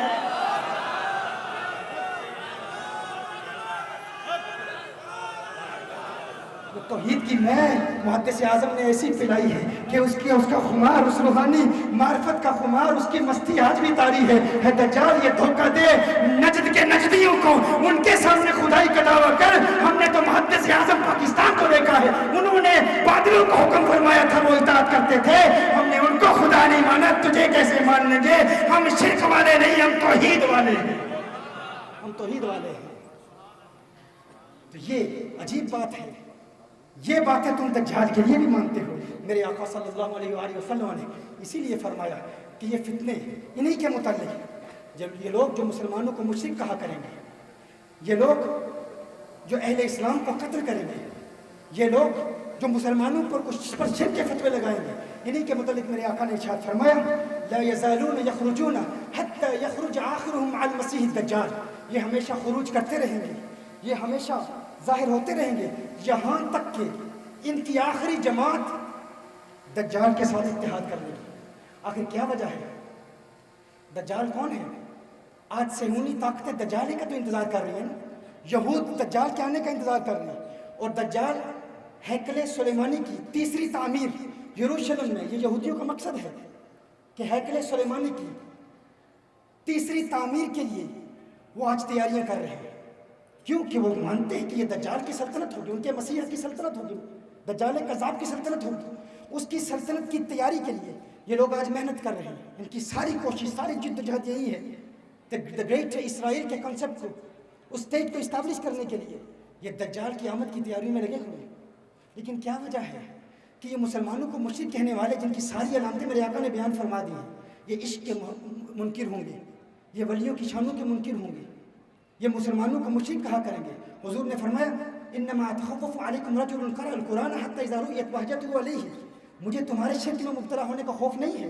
جو دوسری بخاری کی حدیث سے فرمایا انی واللہ ما اخاف علیکم ان تشرکوا بعدی ولکن اخاف علیکم ان تتنافسوا فیہا، فرمایا مجھے تمہارے شرک میں مبتلا ہونے کا خوف نہیں ہے۔ یہ جو چھوٹی چھوٹی باتوں پر ہمیں مشرک کہتے ہیں نا، حضور نے فرمایا مجھے اللہ کی قسم مجھ محمد کو تمہارے شرک میں مبتلا ہونے کا خوف نہیں ہے۔ بھائی تم ہمارے کیا لگتے ہو، ہم تمہاری کیوں مانیں؟ جو ہمارے کچھ لگتے ہیں، ہمارے آقا ہیں، وہ کہتے ہیں مجھے اللہ کی قسم مجھے تمہارے شرک میں مبتلا ہونے کا خوف نہیں ہے۔ تو ہمارا بہت بڑا، بہت پیار کرنے والے، ہم سب تیری بات کو کیوں ماننے؟ میں تجھ سے محبت کرتا ہوں، شرک سے بچانے کے لیے نظرات سے دور رکھنا چاہتا ہوں۔ حضور نے فرمایا مجھے اللہ کی قسم ہے مسلمانوں، شرک تمہارا مسئلہ نہیں ہے۔ مسئلہ کیا ہے؟ حضور نے فرمایا، صحیح ابن حبان کی حدیث ہے، فرمایا اتخوف علیکم رجل قرأ القرآن حتی اذا رؤیت بہجته علیہ، مجھے اس بات کا خوف ہے کہ تم میں ایک شخص ہوگا جو قرآن کی تلاوت کرے گا، قرآن پڑھے گا، اور قرآن کا جمال اس کے چہرے پر نظر بھی آئے گا، لیکن ایک وقت آئے گا کہ وہ تعلیمات قرآن کو پس پش ڈال کر اپنے ہاتھ میں تلوار لے گا، وسعی علی جارہ بالسیف، اور اپنے جار پر، اپنے نیبر پر، اپنے پڑوسی پر حملہ کرے گا، ورماہ بالشرک، اور اس پر شرک کی رمی کرے گا، شرک کے فتوے لگائے گا۔ حضور کو ہمارے شرک میں مبتلا ہونے کا خوف نہیں ہے. حضور کو کیا پریشانی ہے؟ پریشانی اس بات کی ہے کہ کہیں میری امتی دوسروں کو مشرک نہ کرے. مجھے اس بات کا خوف ہے. حضرت حذیفہ عرض کرتے ہیں یا رسول اللہ صلی اللہ علیہ وسلم ایہما اولی بالشرک الرامی ام المرمی. یا رسول اللہ صلی اللہ علیہ وسلم ان دونوں میں سے شرک سے زیادہ قریب کون ہوگا؟ یعنی وہ شخص جو دوسروں کو مشرک کہتا ہے وہ شرک سے زیادہ قریب ہوگا یا جس نے مشرک کہا جا رہا ہے وہ شرک سے زیادہ قریب ہوگا؟ حضور نے فرمایا ہے میری امت اس بات سے پریشان نہیں ہونا کہ لوگ تمہیں مشرک کہہ رہے ہیں. جو تمہیں مشرک کہہ رہا ہے وہ خود شرک سے زیادہ قریب ہوگا. وہ خود شرک سے زیادہ قریب ہوگا. تو جو یہ ہمیں مشرک کہنے والے ہیں جن کے متعلق حضور نے فرمایا ان کی شلواریں ٹخنوں سے اوپر ہوں گی, ان کی داڑیاں گھنی ہوں گی, حضور نے ساری علامتیں بیان فرمائی ہیں. یہ دہشت گرد ہوں گے, سفہاء الاحلام ہوں گے, جدید الاسنان ہوں گے, ان میں اکثر نوجوان ہوں گے, عقل کے کورے ہوں گے. یہ ساری حدیثیں بیان کرنے کے بعد آخر میں سنن النسائی کی حدیث ہے حضور نے فرمایا لا یزالون یخرجون, یہ خروج کرتے رہیں گے حتی یخرج آخرهم مع المسیح الدجال, یہاں تک کہ ان کا آخری گروہ دجال سے اتحاد کر لے گا. کیا وجہ ہے؟ آج پوری دنیا کے اہل سنت فلسطین کے حق میں بول رہے ہیں, لیکن وہ کون سا طبقہ ہے جس نے آج اسرائیل کے وجود کو قبول کر لیا ہے؟ وہ کون لوگ ہیں؟ یہ وہی لوگ ہیں جو ہمیں مشرک کہتے ہیں, یہ وہی لوگ ہیں جو مسلمانوں کو قتل کرتے ہیں. کیونکہ یہ دجالی سوچ والے ہیں, یہ دجال کی فکر والے ہیں, یہ دجال کو ماننے والے ہیں, دجال کے عقائد والے ہیں. نبی پاک نے فرمایا یہ کلمہ پڑھیں گے تم اپنی نمازوں کو ان کی نمازوں کے آگے حقیر جانو گے, کیونکہ نماز کی دعوت تو دجال بھی دے گا. یاد رکھیے یہ جو ہمارے اہل سنت کہتے ہیں نا, اہل محبت کسی بدعقیدہ کو نماز کی دعوت دیتے ہوئے دیکھتے ہیں کہ نماز کی دعوت دے رہا ہے, وہ کہتے ہیں تو نماز کا کیا لگتا ہے, تیرا نماز سے کیا تعلق ہے؟ تو کچھ ہمارے ظاہری طور پر انلائٹن مسلم کی دعوت تو نماز کی دے رہا ہے. بھائی یاد رکھنا جب حضرت عیسیٰ علیہ السلام آئیں گے نا, عیسیٰ علیہ السلام جب دجال کو مقام لطف پر قتل کریں گے تو دجال جب عیسیٰ علیہ السلام کو دیکھے گا تو آپ کو پتہ ہے کہ اس کا پہلا جملہ کیا ہوگا؟ فَيَقُولُ لِأَصْحَابِهِ أَقِمِ الصَّلَاةَ أَقِمِ الصَّلَاةَ أَقِمِ الصَّلَاةَ.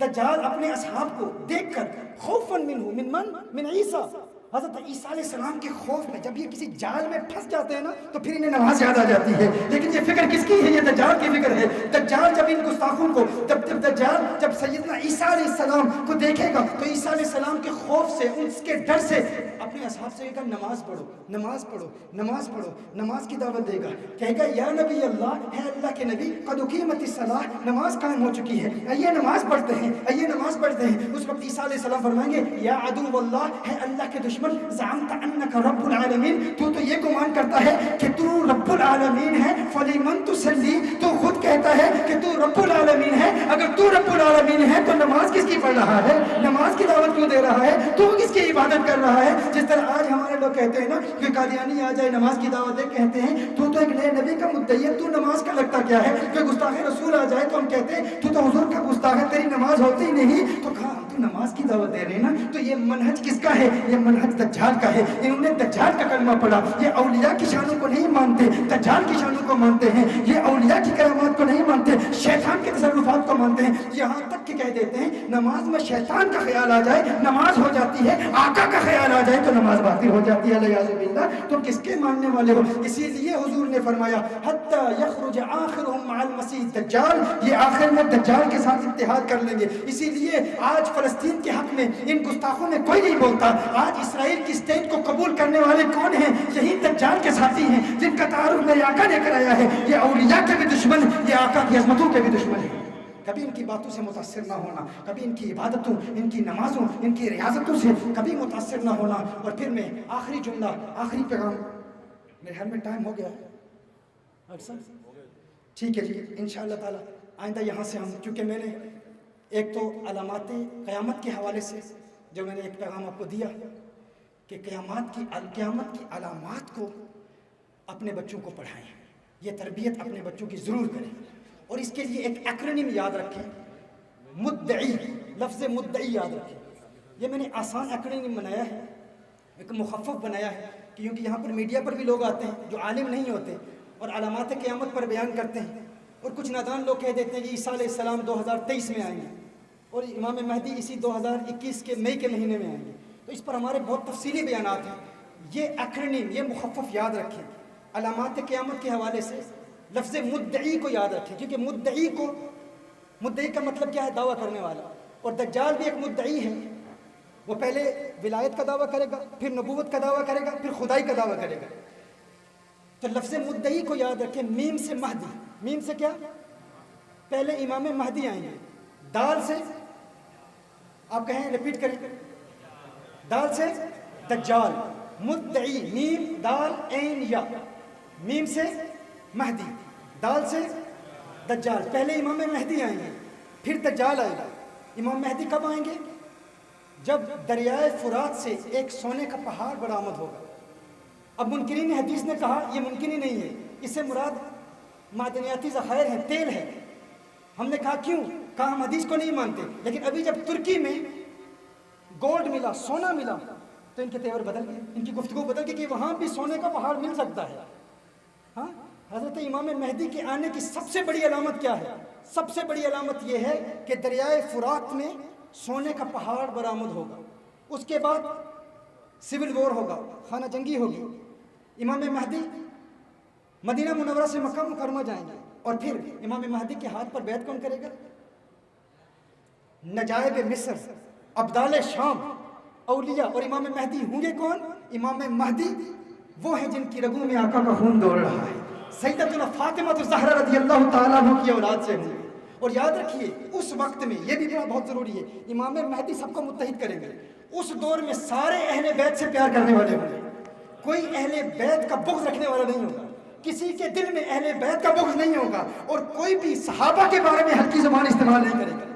یہ بھی امام مہدی کی کرامت ہوگی، کیونکہ لوگ امام مہدی کو براہ راست دیکھیں گے، امام مہدی کے جلووں میں ایسے محو ہو جائیں گے، امام مہدی کی تعلیمات پر سارے متحد ہو جائیں گے، سب اصحاب مصطفیٰ کا بھی احترام کریں گے، اہل بیت اطہار کا بھی احترام کریں گے۔ امام مہدی کی حکومت ایک حدیث کے مطابق 7 یا 9 سال تک ہوگی، اور یہ اسلام کی اکانومی کے عروج کا دور ہوگا۔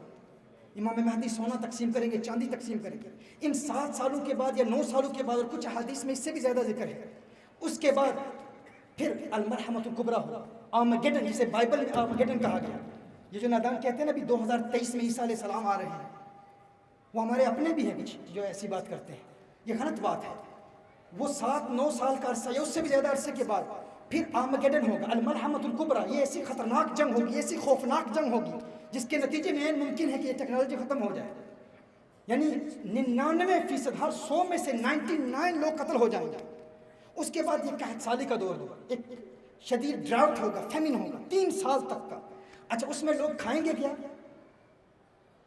جب کچھ کھانے کے لیے نہیں ہوگا، دجال تو روٹیاں دے گا، کھانا دے گا، اس کے پاس کھانے کا پہاڑ ہوگا، جو اس کو خدا مانے گا وہ کھانا بھی دے گا۔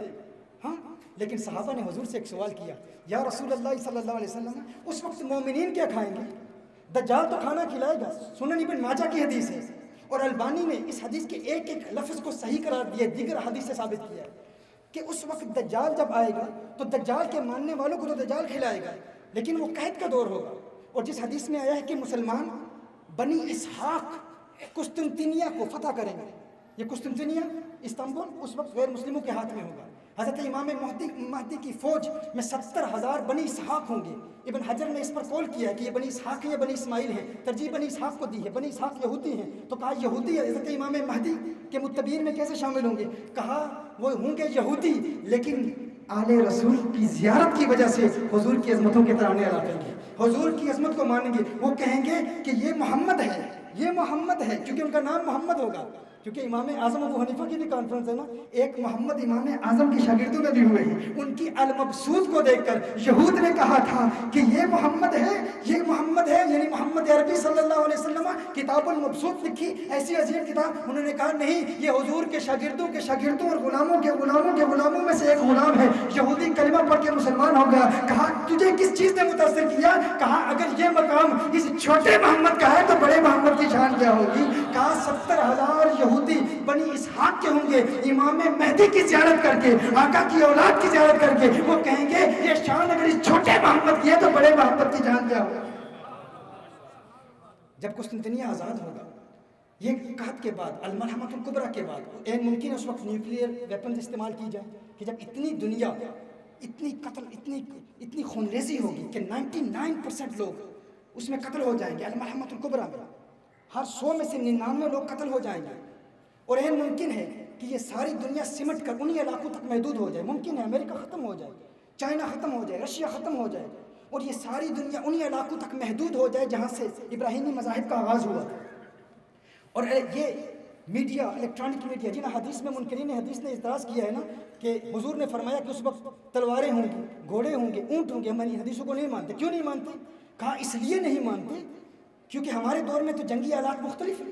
اب تو تلواروں کا دور ہی نہیں رہا، اب تو اونٹوں کا دور ہی نہیں رہا، اب تو جنگ مختلف طریقوں سے ہوتی ہے. تو اس کی دو جواب ہیں. ایک یہ ہے کہ یہ فگریٹیو لینگویج ہو سکتی ہے، مجازی کلام ہو سکتا ہے. دوسرا جواب یہ ہے کہ یہ الملحمۃ الکبریٰ کے بعد ہوگا، اس آرمگیڈن کے بعد ہوگا.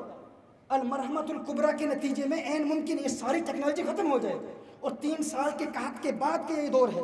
اس میں جب مسلمان قسطنطنیہ میں جائیں گے تو اس وقت یہ سوشل میڈیا نہیں ہوگا، اس وقت یہ الیکٹریسٹی عین ممکن نہ ہو. اس وقت پھر وہ دنیا اسی تلواروں اور گھوڑوں اور اونٹوں کے دور میں لوٹ جائے گی. اس وقت پھر ایک فالس الارم ہوگا کہ دجال آ گیا ہے. امام مہدی کی فوجیں شام جائیں گی، پتہ چلے گا آیا نہیں ہے، وہاں سے پھر نکلیں گے، پھر دجال آئے گا. اس وقت جب دجال آئے گا تو دجال کا ایک سب سے بڑا فتنہ یہ ہوگا کہ لوگ تو بھوکے ہوں گے، اور یہ بہت بڑا فتنہ ہے، یہ بہت کوئی چھوٹا فتنہ نہیں ہے. لوگ بھوک اور پیاس کی وجہ سے مر رہے ہوں گے. 3 سال قحط سالی کا کچھ نہیں ہوگا. دجال تو ان کو کھانا کھلائے گا، لیکن ایمان والے کیا کھائیں گے؟ اس وقت میرے آقا صلی اللہ علیہ وسلم نے ارشاد فرمایا یجزئہم ما یجزئ اہل السماء من التقدیس والتسبیح.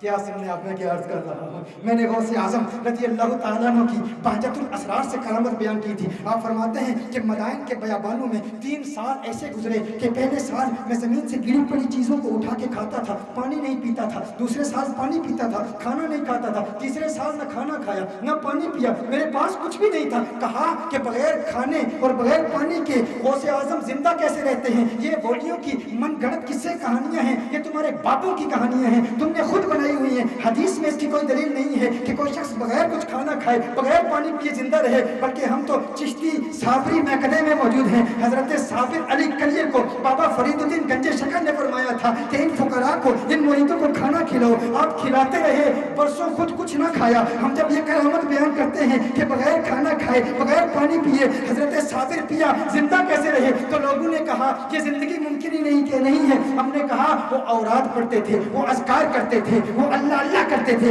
لا الہ پڑھتے تھے. یہی لا الہ الا اللہ کا ورد ان کی خوراک تھا. کہا یہ ممکن نہیں. میں نے کہا کہ امام مہدی جب آئیں گے نا تو دودھ کا دودھ، پانی کا پانی ہو جائے گا. سنن ابن ماجہ کی حدیث ہے، تمہارے گستاخوں کا امام بھی کہتا ہے کہ یہ حدیث صحیح ہے. میرے آقا سے صحابہ نے پوچھا یا رسول اللہ صلی اللہ علیہ وسلم جب دجال آئے گا تو لوگوں کے پاس کھانے کے لیے کچھ نہیں ہوگا تو لوگ زندہ کیسے رہیں گے؟ میرے آقا نے ارشاد فرمایا اے میرے صحابہ اس وقت ان کا یہ روحانی ورد ہی ان کی جسمانی خوراک بن جائے گا. لا الہ الا اللہ کا ورد ہی ان کو زندہ رکھے گا. اسی وظیفے سے، انہی تسبیحات سے وہ اولیاء زندہ رہیں گے. وہ اہل بیت اطہار کے برکات سے فیض یافتہ ہوں گے. وہ مہدی کی دیدار کریں گے، اس کی زیارت ہی انہیں زندہ رکھے. میرے دوستو یہ باتیں امام مہدی کے دور میں ثابت ہوں گی. اسی لیے میں کہتا ہوں عقیدہ اہل سنت قرآن سے بھی ثابت ہے، حضور کی حدیث سے بھی ثابت ہے، قرون اولیٰ سے بھی ثابت ہے، اور علامات قیامت سے بھی ثابت ہے.